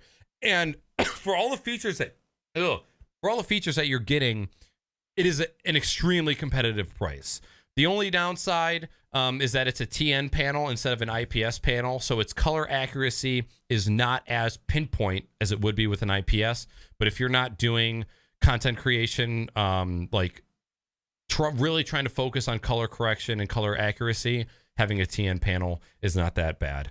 And from the reviews that I'm reading, the color accuracy is pretty on point as far as compared to IPS panels. So link will be in chat for you. I am seriously considering upgrading to this monitor because of how cheap it is. And it was even cheaper on Black Friday and Cyber Monday. Wow. Still $530 in Canada. Oh, God. God. Well, you have a 144 hertz monitor, don't you? Yeah, and Okay. I actually quite like it. Okay. Are you 1440p? Not on the gaming one, but on the big one that I bought for stream to watch streams on, it is. Got it. Okay. For those of you that are listening on audio and you don't have access to the links in chat, it is a Dell Gaming S2417DG Dell Gaming monitor, and it is LED. And last but not least, Weenie brought this up to me, and it's not video game related, but it's gaming related. So there's an article that popped up in Weenie's feed titled, "Everyone has been playing Monopoly wrong."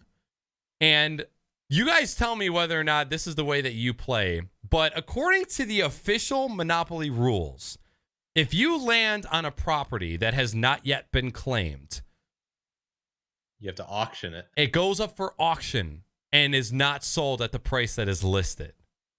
So if the person lands on it and does not agree to buy it, that goes up for auction starting at whatever price is set as a minimum.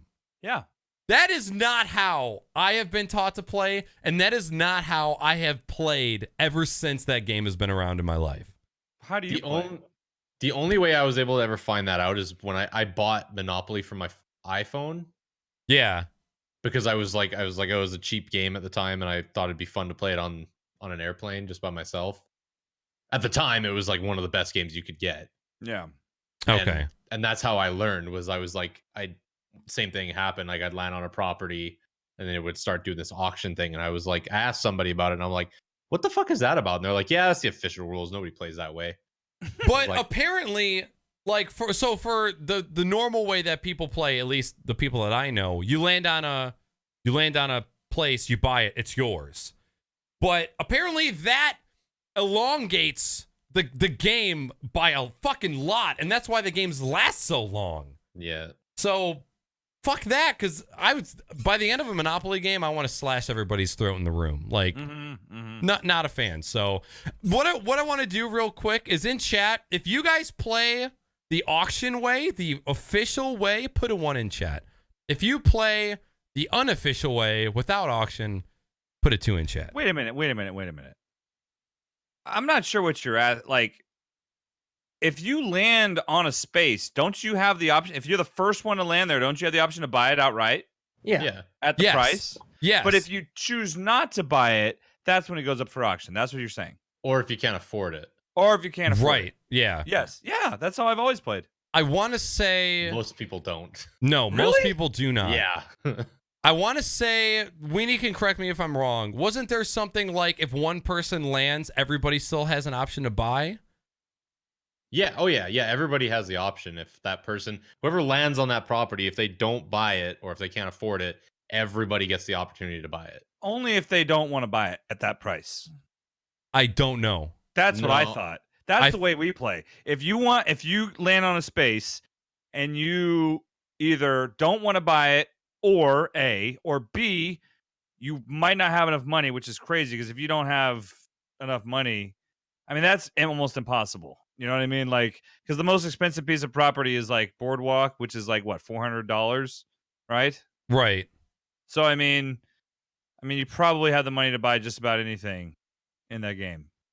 Well, So, I'm trying to think because there was a couple other things that were different. Like, do you guys play it where you have to go around the board once before you can start landing on properties or I've never buying heard that, properties?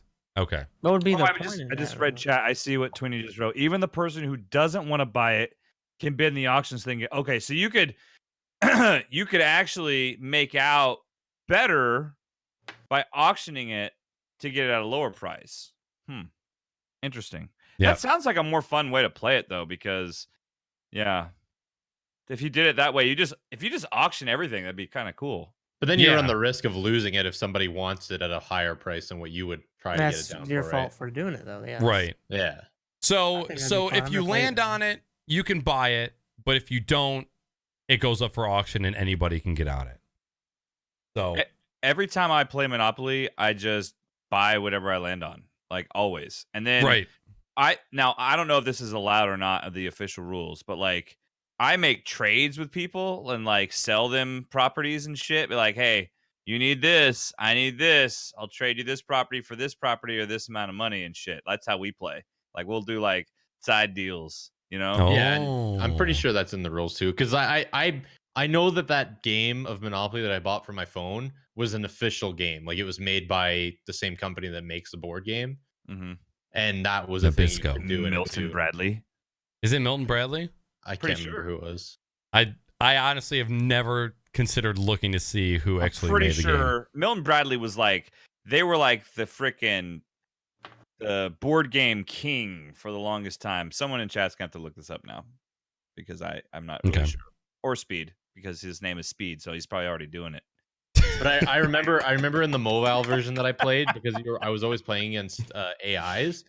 You could like offer them like, I want to trade for your property and my 2 properties that are worth a lot less. Right. And then they'll tell you, the AIs will be like, no, you need to add some cash to that. Yeah. And I would just keep adding cash $1 increments until they accepted it. Right. Because they're AIs, they don't know, right? Yeah. They have a set amount that they'll accept. There's that. an And I would algorithm. just sit Taking there and add it. advantage. It's an AI, man. Taking advantage of the robots. I still lost. Yeah, Lots it's of time. they're just AI until they have the ability to remember and come back and kill us all. You're gonna get murdered on Park Place, 42. They're gonna Forgive me. take. I'm gonna get tied up by a robot, and they're gonna You just guys throw can see. $1 bills at me. You're good, Jimmy. How does it feel? Just How does it fucking, feel? just make it rain. $1 at a time until I starve you to death. Do you ever hear about? Did I ever tell you about the sex move called the Hurricane Katrina? Let me search. I'll look at this. It's where you are fucking a beautiful lady from behind, okay, and you place a bunch of Monopoly houses on their bosom or butt. Actually, bosom doesn't mean butt. Doesn't bosom mean chest? Yeah. Okay, so on their buttocks, and then right as you're about to ejaculate, you pull out and you blow all the houses away. That's what AI is gonna do to you when it comes time, because you just ripped Park Place right from their hands. Right. Does that make you sad that you're gonna die to a fucking robot dick up your ass that's gonna pierce your anus? I would love to see AIs become a thing. I would too. I'm I all would about I would iRobot. marry a robot as long as it's nice to me. Fair enough, because you can program it to be nice, right? Yeah. You just like Until- buy one of those fleshlight things and put it in there, and then it's like it's just like fucking a real person, but Right. I was actually it watching. could download a new moaning sound every time you have sex. Like, yo, lady, I found this awesome sex move. Download fucking helicopter dick. Let's go. Oh my god, the opportunities. I was reading an article about it was kind of like a conspiracy article, but like one day your sex robot can be programmed to kill you, like in the middle of the sex. What a horrible way to go. Don't even get to bust a nut. You just get cut. But I guess if you're doing it with a robot, you already have an awesome life. So what's the point? Yeah. Next on the list, Twitch in-extension purchases are now available. Holy fuck. Loot boxes and pay to win are coming to twitch.tv/Twitch. Motherfuckers. This is most Twitch features that come out nowadays. I just turn a blind eye to if I don't like them. Whatever. Those features will work for somebody. I don't really give a shit. But when I see that you have the opportunity to pay money to buy food for a virtual pet on stream, that makes me want to shit in my own mouth. It's not a great feeling. I can't believe this is a thing. I'm sure down the line, this might come in handy somewhere. But feeding a virtual pet on somebody else's stream and or paying in order, well, I guess, let me back up. There was another extension that's out right now where you pay to have an explosion happen on stream. I guess that's no different than having a donation or a bit thing show up on screen. But all of these super flashy, like, explosions and stuff, are they inhibiting the viewing experience for other people? A fucking on-screen Neopet is not what I want to see on this goddamn website. It's just not. Have you guys done any reading up on about this at all? I've heard a bunch of people talking about it, but you know what? If people are gonna buy it, then fucking why wouldn't they release this stuff? Right. People are gonna fucking buy this stuff, which is the reason why they're doing it. Same thing with loot crates. Even though it's a terrible idea, a lot of people hate on it. There's still people buying it. Right. Until people fucking smarten up and not buy them, they're just gonna keep showing up everywhere. I want to go back in time to be in the conference room where the developers said there needs to be a virtual cat on stream so people will not let it die and they can buy food to feed this virtual pet and it will stay alive. And everybody just pays money to just feed this fucking virtual pet. Well, I don't understand. That's not even video game related. It's not even related to what the streamer is doing. What is the fucking point? That's all of fucking Twitch nowadays. This is very true as well. God damn Didn't it, they 42. have a new like head of staff over at Twitch, because I was reading something, and it's like, what's that website where you like vote and say how good of a workplace somewhere is? I forgot. Green Glass House. It was similar to Yeah. that. I don't think it was Glass House, but it had like 2 stars for working at Twitch, and every comment was people bashing on the new boss there. Like, he won't let them have creative freedom. He's coming up with all the ideas and forcing them to make them and stuff like that. So it may be just the new guy that was hired on. Yeah. I don't know. That's just something. I was going to post that article because there was a big explosion of this website. There's a website where you can rate your place of employment and whether you are a current employee or an ex-employee. And there was a lot of negative reviews. And my point for bringing it up was to reiterate to viewers to not get wrapped up in all of the negative things that are said about like working at a company, because you go to any fucking company and you ask somebody, what don't you like about the place that you work at? They're going to tell you every fucking thing they don't like about it. But from a personal experience perspective, when you go to something like TwitchCon and you see how many people would die for that company, people who absolutely love everything about the Twitch name and put their heart and soul into it, the things that you read online don't really matter. But there is some validity to the things that that post online about their employment stuff. But you got to think every single story has 2 sides to it. And of course, if there's a website where you can rate your employment and the employer does not have a chance to respond about your personal experience at their workplace, it's going to be very like one-sided. There's a website called ratemyteachers.com and like rate my professors. And like I've had, because, you know, I'm a fucking teacher. So I like looked it up one day and I was on there. I'm like, oh, nice. And there were some nice little things that some former students wrote about me on shit. And then there was this one review that was just absolutely bullshit. And I know exactly who the student it was. And the kid was a fucking douche, you know? And F in your class. Yeah, I mean, he was terrible. And so he wrote this like, it wasn't, I mean, in his mind, it was scathing. It was, you know, poor grammar and everything else. But it's just like, there's no response from me, but it's totally not accurate, you know? So I'm sure there's some of that shit in there. It's just people that have sour grapes because they didn't do well at the company or in a class. And so they want to try and take it out on somebody else. That's usually how reviews are done. Most people that just mad at the company or something are going to be the ones that post reviews online. Yeah. Yep. Can we go back? Oh, sorry. Go ahead. Real quick, just along with what you said, there's another website called Great Schools where you can rate the school as a whole. Holy shit. Like when you think of just reviews in general, like Speed was saying, most people don't think to leave a review if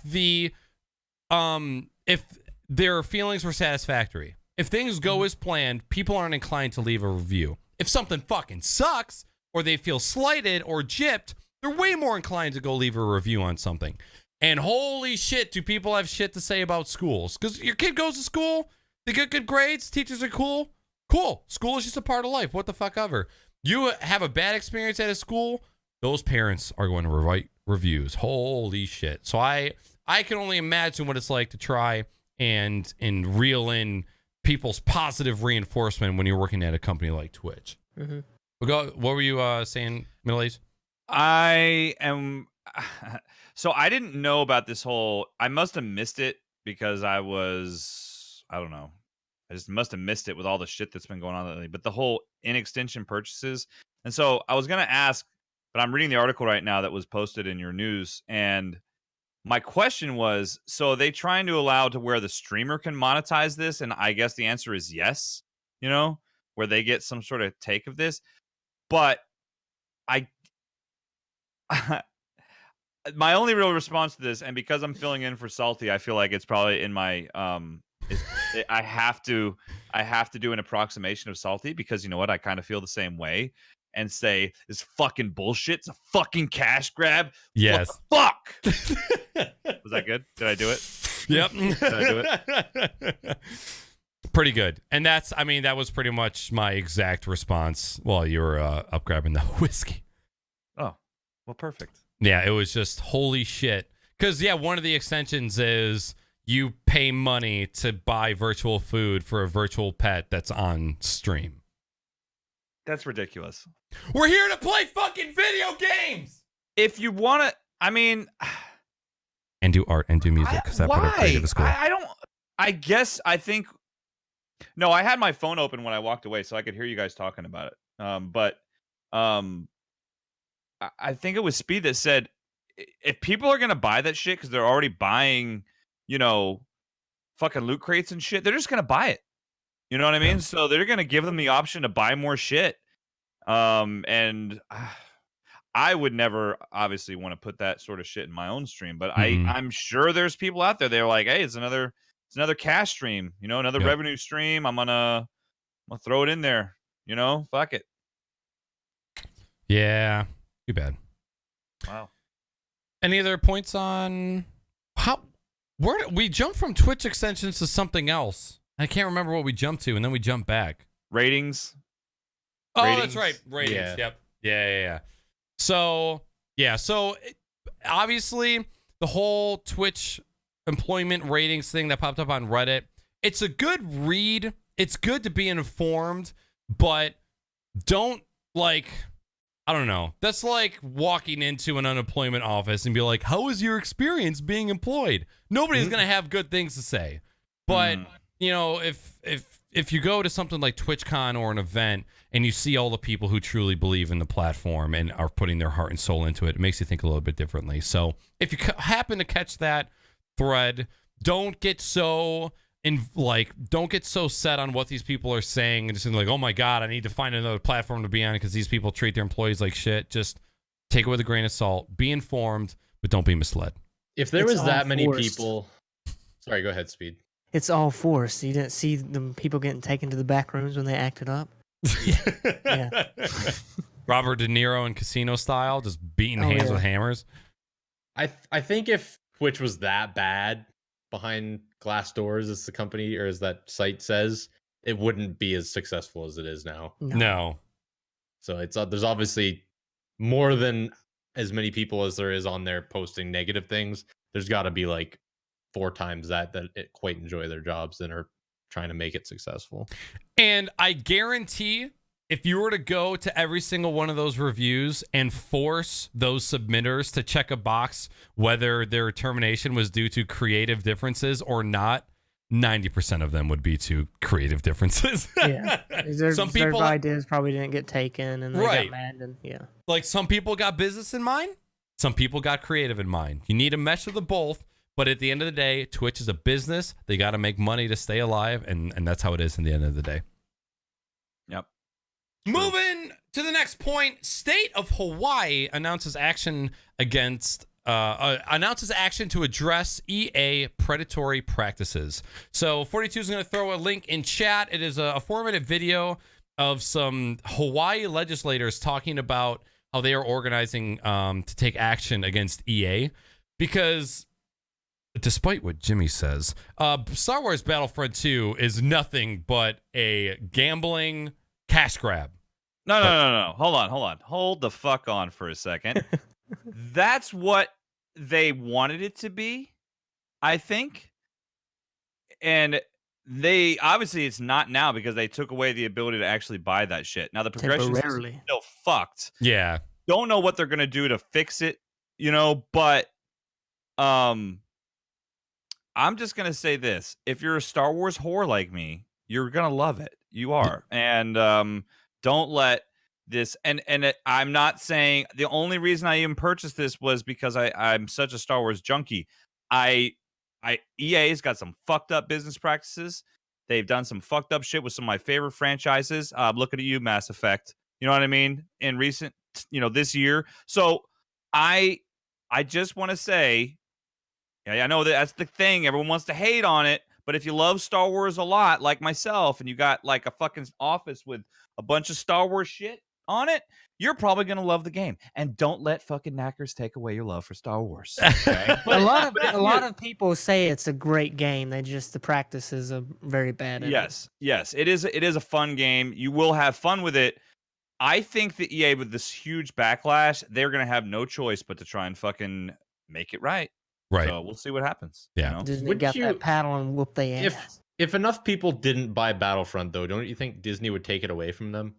But they signed a contract, so unless there's something in the contract, which who knows, because EA's got high-priced lawyers, and God knows Disney fucking does everything, so they do. I don't know if there's anything in the contract that would constitute them being able to break off. And I think the contract runs through like 2019 or 2020, where they're the only ones that can put out Star Wars games. So I don't know. I don't know. I'm not a lawyer. I don't even want to pretend to be a lawyer. So I just know that. That's my only thing is like I like Star Wars. I'm sure I don't like it as much as you do, but in my mind, I like Star Wars enough that I don't want them to be able to renew that contract. So I'm not going to buy their games. I agree. I do agree there. I think it should be open to where you don't just have the one publisher. You know what I mean? Or, Right. I think that's fucky. And we've already seen some great projects get canned thanks to fucking EA's practices. Because there were some amazing single player fucking Star Wars games that were going to come out. And I'm sure EA looked at the model and they're like, nope, we're not going to make enough money off this. We're going to fucking cancel the project. You know what I mean? Yep. So it's like, what the fuck, man? I was mentioning after I had rewatched some of the Star Wars movies last weekend and just with some of the VR games I've been playing, I can't, like, Star Wars is like the perfect fucking game for VR.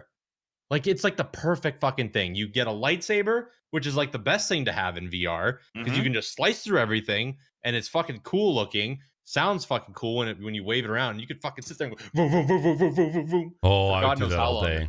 And Yeah. slap titties. Yeah, Right yeah. afterwards. And Punch then them. like you could like easily like with your hands, put your lightsaber away and then be like fucking picking stuff up with the Force, lightning shit. Like I just want a fucking good Star Wars VR game to come out. Imagine Jedi Knight or Jedi Outcast in fucking VR. Oh my god. Talk about money grab. Put that shit into production.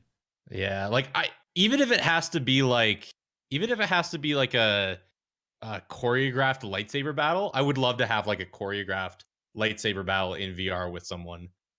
Like be able, like, it's weird because you wouldn't be able to get like the, like when lightsabers clash and they like fly back on you, you wouldn't be able to get that feeling on it. But if they made the game the right way, they could make it so that like it clashes and then you both have to pull away because you can't go forward anymore, right? Like there's so many options for it, and I would just I would buy that shit so fast. Do the Vive controllers have vibrating motors in them? Yeah. If they could do just a real fucking hard vibrate when you clash lightsabers with somebody. Oh, it'd be so good. But I hope you know what the beginning of that news story, Jimmy. That's not my actual like. I know. Okay, good. But fuck you anyway. But go ahead. I've let you sleep in my house, motherfucker. I'm kidding. Not specific to Star Wars. I think this state taking action against somebody like EA is a great step in the right direction, because I think the non-cosmetic loot crate pay to win infrastructure for games has been going on for far too long, and to see a state as a whole really attacking this, and they actually have a YouTube channel that is dedicated to keeping everybody updated on what they're doing with this. It's not quite a lawsuit yet, but there's a lot of cases where this looks like gambling, and it's underage kids gambling, and when you look down to it in certain states, it's considered gambling, and it's very dangerous territory. So I'm gonna say this: it's just kind of starting to hit in mainstream games, but this has been going on for quite some time in a lot of fucking free-to-play games, particularly like iOS and Android. Like those games that are marketed particularly toward young kids, I know because I've got a fucking 6 now. But like he wants to download shit all the time, and they have these little different currency packs that you want to get so you can unlock another character and all this other shit. And I'm like, no, son, we're not doing that, because it's a shitty fucking free-to-play game. I'm not paying $5 for fucking 3 Omega crystals so you can unlock a fucking loot crate to maybe get the character you want. I mean, it's bullshit. Jimmy, it's bullshit. Tell them that microtransactions is a way to the dark side. It there is. you go. It fucking is. There you go. All right, last point for the gaming news and discussion. Epic Games suing little motherfucking kids. So there has been a kind of a big controversy going on regarding Epic Games suing a couple people for cheating in Fortnite, and a couple of these people are under 18, under 16. There's actually a case of a 14-year-old that Epic is currently suing. So the whole story is a 14-year-old got a copy of Fortnite and bought cheats and then streamed and made YouTube content of him using these cheats on the Fortnite game. What do you mean bought cheats? People can sell buy cheats. cheats. Yeah, buy You can cheats buy for the game. Cheats? Yeah, Oh, like yeah, buy somebody wall makes it. hacks or headshot hacks. Okay, Yeah. okay. Yeah, sorry, hacks. You know, the hacking, cheating. I'm thinking like fucking. Yeah, this is the old person me. I'm like, does he have like a game genie? Right, or like Game Shark. like how can I get $50,000 in Sims 3 in order to build a house? Gotcha. Yeah, no, Okay. actually like hacks, like wall hacks, Right. aimbot, stuff like that. So bought cheats, and then made content using these cheats, and on top of that tried to monetize the content on top of all of that. So there was kind of a big controversy regarding the basis of the lawsuit with him being underage and the game being free. There's like a bunch of different things that don't quite line up as if he were to buy the game. But when you play the game and you agree to terms of service, you still are sort of agreeing, or like you have a binding contract with the company that you're not going to do certain things, which is why they have reasons to ban you when they catch you cheating. So after all this has been going out, there's been an update that popped out recently. So this is a statement from Epic. This particular lawsuit arose as a result of the defendant filing a DMCA counterclaim to a takedown notice on a YouTube video that exposed and promoted Fortnite Battle Royale cheats and exploits. Epic says in a statement given to Kotaku, under these circumstances, the law requires that we file suit or drop the claim. Epic is not okay with ongoing cheating or copyright infringement from anyone at any age. As stated previously, we take cheating seriously and will pursue all available options to make sure our games are fun, fair, and competitive for players. So not only did he cheat on the game, he got the game, bought cheats, made content using those cheats, both streaming and YouTube, tried to monetize videos on him cheating, and when Epic filed a DMCA against him, he countered the DMCA against them to try and get the video back up so it would be remonetized. And so now I guess the law states that you either have to drop the claim or you have to sue them. And so they're just fucking suing him. Good. It sounds like the kid's a dumbass, and he probably, more than likely, it sounds like for this kid, he's trying to make some cash, and because he's 14 and a dumbass, he doesn't understand the real world issues of what'll happen with the DMCA, because it was like, your video's been flagged. Do you wish to? And he probably just clicked, yeah, I want the money. You know what I mean? And so because he obviously he's smart in certain areas to be able to create YouTube videos and obviously do all this to do all this. Obviously he has some intelligence, but not a lot of common sense. Right. So it sounds like this is the case of fucking kid being really dumb. And I think it's good that, yes, they should sue. I think they should. However, I mean, really, this is like, what's ultimately who's going to be responsible here? The parents. The parents probably didn't know the fucking kid's making these videos and doing this shit because, you know, he's got his game computer in his room and he's doing it. You know what I mean? I don't know. I read the letter that the mom sent Epic Games, and she's pretty much playing the get away from my son, you're using him as a scapegoat, he doesn't deserve this argument. Oh, that'd not be me. I'd be like, you're fucking dumb, son. I mean, I would be like, we're sorry, side. my son's an idiot. He's going to be disconnected from the internet. But obviously, you can see, and this is one of those examples, the apple doesn't fall far from the tree. You know what I mean? Sort of deal. So if that's the case, I didn't know that about the parents. If the parents are irresponsible, fuck, they deserve to get sued. You know, fuck it. I wish this was happen more often because then, other than oh man, I'm banned from a game for hacking, you'd actually have serious consequences about it, and probably would see less of it. What game was it that the development company made the players send in apology letters in order to get H1Z1. H1Z1? Okay. Yeah. I loved that. I loved every fucking minute of that. That's awesome. And then The, didn't they post a bunch of them publicly We too? posted it Yep. publicly too. Yep. Yeah. Was it Um, videos? I think a few of them sent videos. I think, yeah, there were videos, and then they did like reenactments where they took the letters and they had an employee read them. It's fucking great.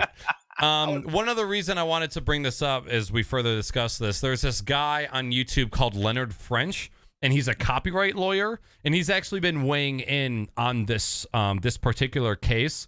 I actually follow a couple video game lawyers and copyright people that focus on the video game industry. So if you guys are interested in keeping up to date with this kind of stuff, check out the link in chat, give him a subscribe. And I would suggest that you subscribe to this guy and kind of keep up to date with how this story develops, because I think you, especially if you're a content creator, it's good for you to be up to date on what's right and what's not, especially if you're making money from this stuff. So Don't fucking tell me what to do. I'll subscribe if I want. bitch, I love you. No, I just subscribed. So you kind of already answered my question, but do you think that there's any point into suing them, especially if it's a 14-year-old kid where the parent is going to have to pay and the parent probably isn't going to be able to afford to pay the royalties? Or do you think it's just like, hey, we're not going to put up with this shit. We need people to know that we're not going to put up with this shit, so we need to send a message? I think It's- it's partly both. I think it's both. I think you want to send a message, but also if they can't fucking pay, that's on them, because they took the road of, oh, it's our fucking kid. I'm already, as a teacher, I get blamed enough for shit when the kid's fucking wrong. Yeah. That I'm like, I have no patience for that shit. You know, I'm like, no, it's you. Obviously, I can't say it like that, but I think it's fine what they're doing here in this situation. Now, if the parent was trying to be like, look, our kid's a fucking moron, we're sorry, we're gonna, and then I would drop the suit. But obviously the parents aren't doing that, and they're trying to turn it all, flip the script, so to speak. I mean, that's on them, you know. Right. Sorry, Speed, I didn't mean to cut you off in your pink Oh, no. chair. The way I see it too, it's like it's a little weird to see Epic Games do it, but you got to think, if there's a ton of people going off in the online battle royale game, or even in the other, you know, the paid one that you just build a base and have all that stuff going on. No matter what game you're playing, if there's a bunch of people running around in the game using cheats, it's going to deter other people from buying the game, which in turn hurts Epic Games' profits. Yes. So it makes sense for them to go after these people, regardless of what their age is. Yes, if you're underage, then it ends up falling under your parents, and if your parents can't watch what you're doing on the internet, that's their own fault. They need to watch that shit. That's what parents are supposed to do. Yeah. So I think it's completely fine.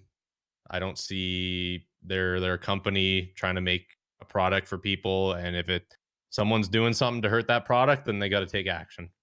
And they probably know they're not going to get much money from this. Yeah. So I don't think it's about the money at all.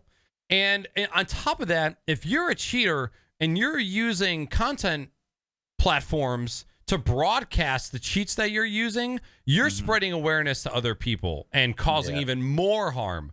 So fuck yeah, get sued, motherfucker. They should be going after the website they purchased the cheats from too. That's what I'd be worrying about next. So that was an argument when I was reading this article. I always like to look at the comments of these articles that I read.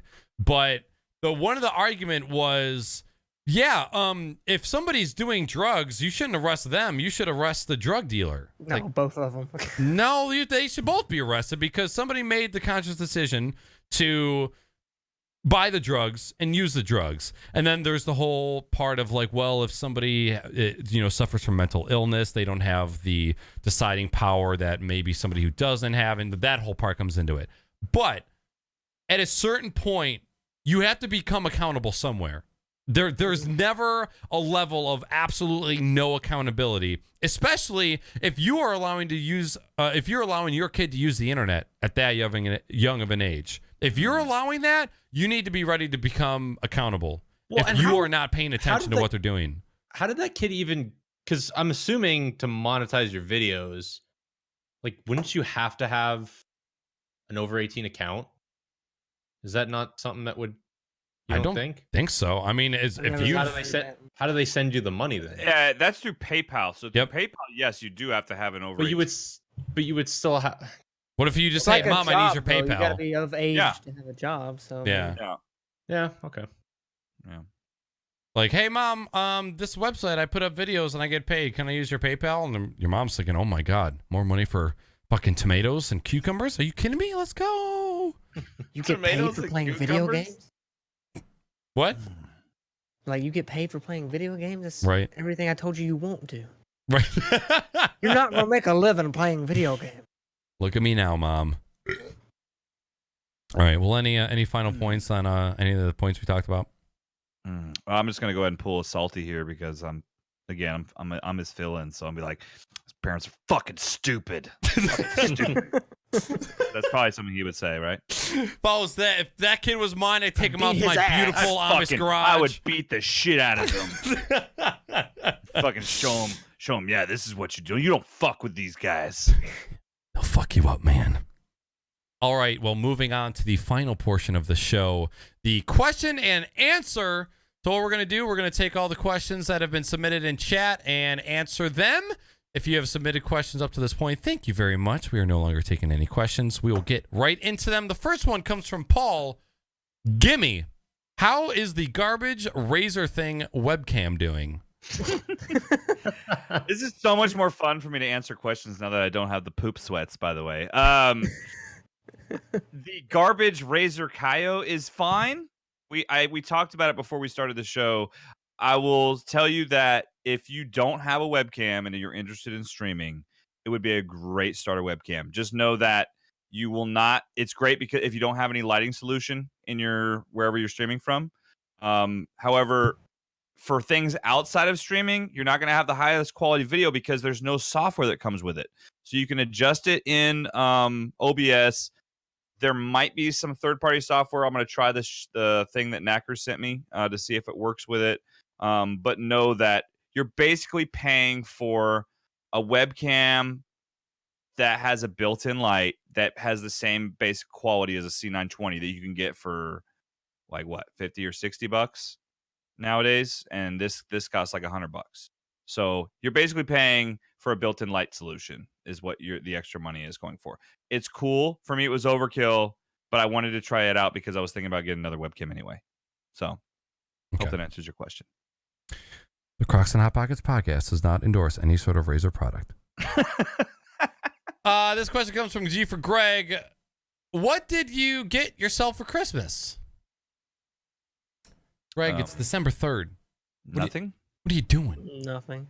Well, how about we alter this question a little bit? What do you plan on getting yourself for Christmas? I probably will buy a video game, just one. I actually just bought kind of as a Christmas present for myself the deluxe audio headset for the Vive.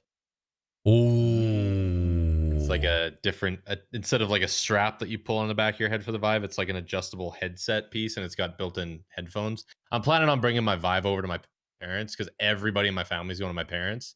Okay. For Christmas, so I'm going to bring the PC and the Vive over and watch a bunch of my family have meltdowns when they're playing Vive games. Wow, that's actually a good idea. I might do that. Are you gonna? Most of my family's old, so that's the best. Gonna add another weapon to the arsenal, Speed. Another weapon to the arsenal this year. Little weapy for your pants. No, I need to get a gun safe before I buy anything else. Gotta lock them up. I was talking to Naaackers. I think you left at the time, but I may get a Nano Leaf. I don't know yet. Oh, I've they're been great. wanting one. They're just so really expensive. Good. They are, but let me tell you, it really adds a lot to my office. I know you guys can't see it because I use it as ambient lighting, but in front of me. But it really is nice. And what's cool too is they have you can customize it exactly how you want, down to the color, the brightness, and everything. And there's a plugin now where, like, if you're playing music or whatever, like, it'll go to the music that you're playing, and it's really cool. It's in really nice. Every like setup that has these, that's the first thing I notice. I don't even Mhm. notice the 4 monitors that they have. I noticed the nano leaf in the Yeah. background. That's Yeah. there's just something that stands out. How do they plug in? Is it just like a USB into a computer, or is it? Yeah, it's a USB. Well, you have to power them by wall outlet actually. It's and then there's a Wi-Fi, there's an app on your phone to program them all and to do everything. Okay, so it doesn't even have to be close to a computer. No. I mean, as long as it has access to Wi-Fi, you're good. Yeah, okay. Was sitting on the futon with Winnie last night, and I was talking about we were watching a Twitch fails compilation, and there was a VR. There was a guy playing a VR game, and that's actually how I found the games that I sent to you, 42. Mhm. If you do stream that game, please let me know because I want to watch you play it. I will cancel the stream of mine to watch you play this. And I was like, man, I really fucking want a Vive. And then I asked her to look how much it was, and I was like contemplating prices. And then she looks over, she goes, well, you want a Vive or do you want a Switch? And I just went, oh, I don't know. I don't know. It's what I want. Get a fucking Switch. I want a Switch. Look, But if you like, get a Worth you it. get a Vive, you could play with me and 42. You get a Switch, you can play with MiddleAged. You Look, choose. I play with you every night before I go to bed. You just don't know it. I totally get getting a Vive, and I'm not trying to dissuade you from that. It's just, dude, the Switch is fucking awesome, and it is getting better. I mean, it is a fun gaming device. It really is. It's the awesome. thing. We don't have a TV, and I'm not going to be What about plugging the projector? in. The projector is locked at 24 hertz and is dim and not great. No, we were better playing one, Mario Kart. It wasn't playing at 24 fucking hertz. That thing is not. That is not 60 hertz projector. Oh, okay. Well, Yeah. Well, dude, you know how cheap it is to get a goddamn. But you don't. I see. Yeah, I know what your living situation is like. So you really need an upgraded projector if you wanted to do that. Well, that's the thing is when we were looking to buy a TV. So if we get a Switch, we'd also had to get a TV, which is the same price as just getting a Vive, pretty much. But yeah. Switch and a TV, we can both play at any time. If we did a Vive, it would have to be in this office so that I could Vive on the other side of this wall. Yeah. And it's like, yeah, we could probably grab, a 32-inch 1080p TV for like $180. Yeah. But we're saving up for like a 55-inch 4K TV to put. And actually, the couch that you slept on, we're putting a TV in that room on that wall. Oh, okay. And then the futon is going in the trash, and then the drum set and all the musical equipment is going to go into that middle room once all that stuff is moved out. But yeah, I want to Switch really bad. I want a VR. Like watching the VR games last night made me want one so bad. I've always wanted one, and then you don't look at something for a while, and the hype dies down, and then you see it again. You're like, fuck! I just want to play a VR game, and yeah, I would love to be able to play with Speed and 42. No, I would too. If I had this, yeah, if I didn't get sick playing VR games, I would love to fucking get one. I would. 42. It's $600 US for the rig and the motion controllers, which didn't come with it before, correct? It always the came with Vive? motion controllers. Yeah, the Vive always came with a controller. Oh, okay. So it was the Oculus where they had Yeah. Okay, so the Vive just went from 800 to 600. After I bought it, yep. God, that's sad. The entire time I was like, as soon as I buy it, something's gonna happen. A new one's gonna come out. It's gonna go cheaper. Put it this way: I had to buy my Vive for 1,100 Canadian. It's now $799. Yeah. Oh my God, it burns. So after the new year and like all the bills and stuff are working Income themselves tax. out. But I mean, unfortunately, I don't get income tax really because I claim one of my taxes, and I also from claiming the income from Twitch, I usually owe anywhere from $500 to $1,000. a year just from Twitch income? I'm probably gonna get like 3,000, 4,000. Woo, baby! I'm excited for you for that then. All of it's gonna be spent. Before Not I even buy, mine. hey, but that's what it's for, man. That's the money back from Uncle Sam. You got to rip that shit. Before I buy VR, I have to upgrade my gaming PC. My gaming PC CPU is 5 generations behind, and noticeably falling behind. Yeah. So it's going to be gaming PC. I have a 1080. GPU's good enough, but the rest of the computer is going to have to be upgraded before I go into the VR realm. It's so nice. it's you don't want to play VR on a subpar setup. It's Right. just gonna ruin it for you, and then you're gonna get upset that you spent so much money on it to. Do you know if multi-core versus single-core performance has any more of an effect when it comes to VR games? If you got a subpar setup, you probably need to get a Switch. That's probably gonna happen. Like, do you know if? I don't know for sure. Okay. I haven't seen very many people talk about it. A lot of people I know, they just say that graphics card is the big thing. Okay. I don't Yeah, hear much about CPU stuff. All I know right. there's a lot of people on our Vive that they have VR ready laptops that work just fine. Really? It's like, Go to MiddleAged and see what they got down there. Okay. I didn't even actually have it. I'm up in sure your that room. all you really need is just a good graphics card for it, because you're Okay. not. It's not. I don't think it's that much. Like it's the graphics are powering the headset. It's not like it's trying to run a ton of. Maybe later on, like I don't. Maybe Fallout 4 when that comes out on Vive, that'll be like one of the games that really tests it, because that's going to be kind of one of the bigger games. But we'll see, I guess. Okay. I kind of wish I never played Fallout 4 so I could play it with the Vive. There's a lot of people on our Vive that talk about it, and I'm in the same boat. As soon as I heard that Fallout 4 was announced for Vive, I stopped playing it. I didn't even go back to it at all, because Yeah, now I I have finished there's so it much and- of the game that I don't know about. I've tried so many playthroughs and it's just like Skyrim. I get through the beginning and then I quit playing. Speed, if you want a brand new experience when it comes to playing Fallout 4, eat some magic mushrooms before you play. Whole new game. I'm telling you. Next question. This one comes from Paul. If they made Death Star whiskey cubes, and they do, who knows what they getting gimme for Gismus? Jimmy. Can I get a link in chat for these fucking Death Star? Right. Fucking whiskey link it up, cubes? Paul. Because I will. They're gonna be in his drink the next time. Yeah, right. I might have to purchase some of these. We actually there's these mystery boxes that are very popular right now. Weenie got a Star Wars mystery box from TwitchCon. You pay a certain amount of money, and depending on what tier box you bought, you get 3, 6, 9 random Star Wars items in a box. Mhm. And we got Yoda. We thought that it was an ice cube tray, but it looks more like chocolate molds. They're Yoda face. It's like a Star Wars Yoda face chocolate mold silicone tray. It's pretty dope. Oh my god. Next question comes from Paul as well. How many adult-sized Star Wars costumes do you own? I'm going to guess that's going to MiddleAgedStream. Wait, what was the question? I was looking at these fucking ice ball trays. How many adult-sized Star Wars costumes do you own? None.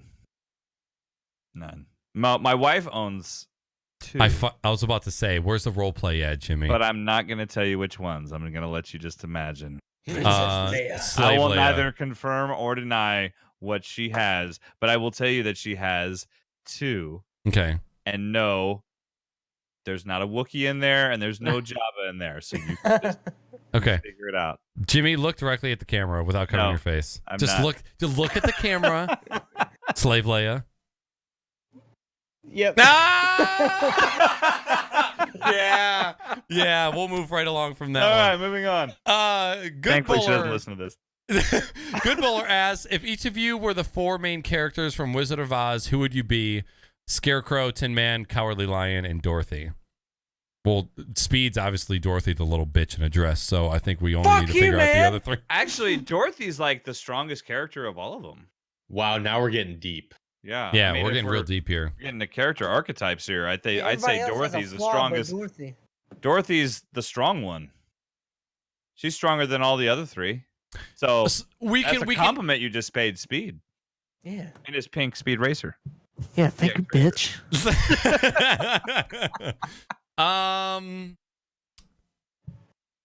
I see. Here's the thing: Scarecrow and Tin Man, their titles aren't degrading to the character. Cowardly Lion has the word coward in it, so Yeah. I don't want to put that on anybody. So I'll go ahead and take the Cowardly Lion, as long as that means I'm getting lion pussy and tearing people to shreds. I don't know. You were about to fucking stab someone who was coming through your front door. I mean, that's not very cowardly. You know, I mean, shit.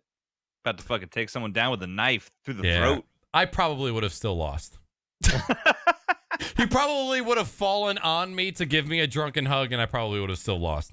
I'll hug you back. I'm gonna go with the Scarecrow because my fucking with how dry our weather is up here, my skin is like fucking as dry as Scarecrow probably is too. Okay. I think That's the only thing I it's can going to work relate. out the way we anticipated. I do think that Speed is Dorothy because I'm going to go Tin Man because I can be a real fucking asshole sometimes. No heart. No Why am I heart. Dorothy though? I have no idea. Why I'm Because Dorothy. Dorothy is the archetype hero, and that's you. And you have the dog. Okay. And you have a dog. Yeah. And a pink DX racer. You know what? And what did she say when we're not in whatever? There's no place like home? There's no place like Mississippi. No. She's like, we're not in Kansas anymore. Kansas anymore? Yeah, not Isn't in that Kansas. close to anymore. you? Yeah, I mean Kansas, Mississippi, they're like this. Oh, Yeah. There you go. All right. When I Mississippi. originally thought of this, when I thought of Tin Man, no offense, Jimmy, but because you have age on all of us, I was thinking if your joints are a little dry, you need some oil, you might be just in a little pain just because you know the body. I need a little pain medication right here. Need a little motor oil for you. So it works out well. Scarecrow, Speed's the bitch, Middle Age is a Tin Man, and I'm gonna fucking murder you, okay? You don't understand. I will kill you. 42 is Scarecrow. Oh my god, man. Last but not least, this question comes from Passed Games. How much ammo did Speed have? Oh. At one point, I would get a box of ammo every 2 weeks. I had to stop. And where were you firing the I had to ammunition? stop. Well, I went shooting like every other weekend. So Okay. I'd buy the ammo to go shooting, but then I stopped shooting and I still bought the ammo. So I have a decent amount. That's why I need a gun safe. Before I Got buy it. any On more the guns. apocalypse. Speed's ready. Alrighty. Well, fortunately for chat, but fortunately for us, but unfortunately for chat, this Yeah, right the podcast. first time, don't we? Yeah. This podcast, it's time for it to officially come to a close. So this is going to be it for us tonight. What we're going to do is go around the room one final time, give everybody a chance to announce their social media. If they are a content creator, to announce any events or streams that they have coming up in the near future. So MiddleAgedStream, let's start with you, man. I'm Jimmy, aka the MiddleAgedStream.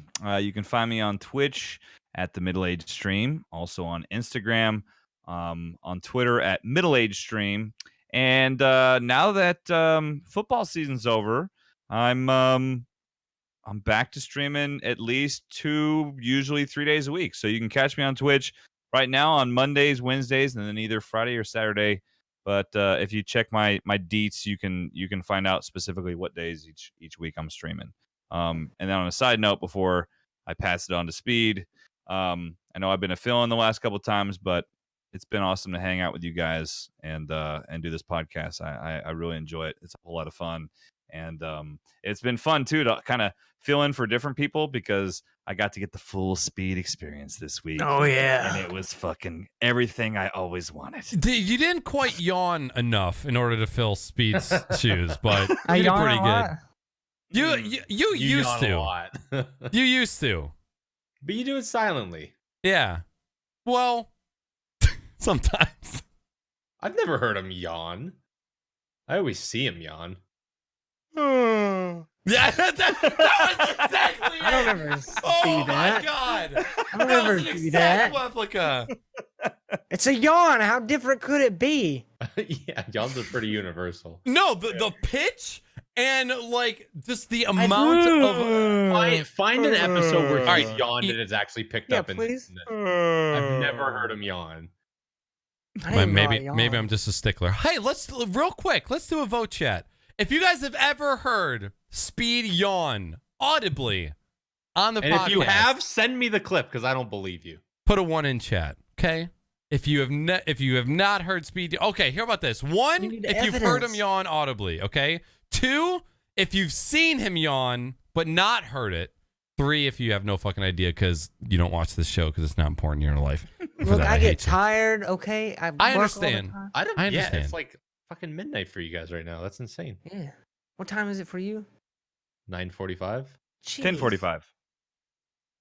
Okay. I gotta go coach fucking teenage girls at soccer in the morning. Oh God, that's fucking terrible. It'll be fine. Not only is it soccer, but it's teenage girls at 6 a.m. I just yell at them and they fall in line. Shut up! Shut Kick the the ball in the goal. All right, Speed Dickle, you are up. I'm SpeedDemon. You can find me on the GSM forums and Discord and on Twitter at SpeedDemon2533. I am MrFortyTwo on Twitch, Snapchat, and Instagram. Also, MrFortyTwo TV on Twitter. This week, I am hoping to stream Darkest Dungeon on Monday, and I fucking forgot what else I was streaming on Thursday. I stream Mondays Insanity. and Thursdays. What? The Insanity VR game on Thursday. Yeah, I could do that actually. That sounds like a good I'm plan to telling me. you what to do with your show. Just don't That's- mind me. No, I do. I want to do as many VR games as I can. I can love playing those games. And yeah, that's pretty much it. And my name is Naaackers. You guys can catch me on this very channel, but this show isn't about me. It's about my homies, so I'm just going to end it right there. Thank you so much for hanging out with me and the kids tonight. We had an absolute fantastic fucking time. You guys, if you guys want to catch this show at a later date, it will be up on YouTube and iTunes podcast. I'm sort of trying to research what it would be like to get the podcast on Spotify, because I hear there's people that use Spotify for podcasts as well. So I am looking into that. But other than that, I will see you guys next week for the Crocs and Hot Pockets podcast, episode 48.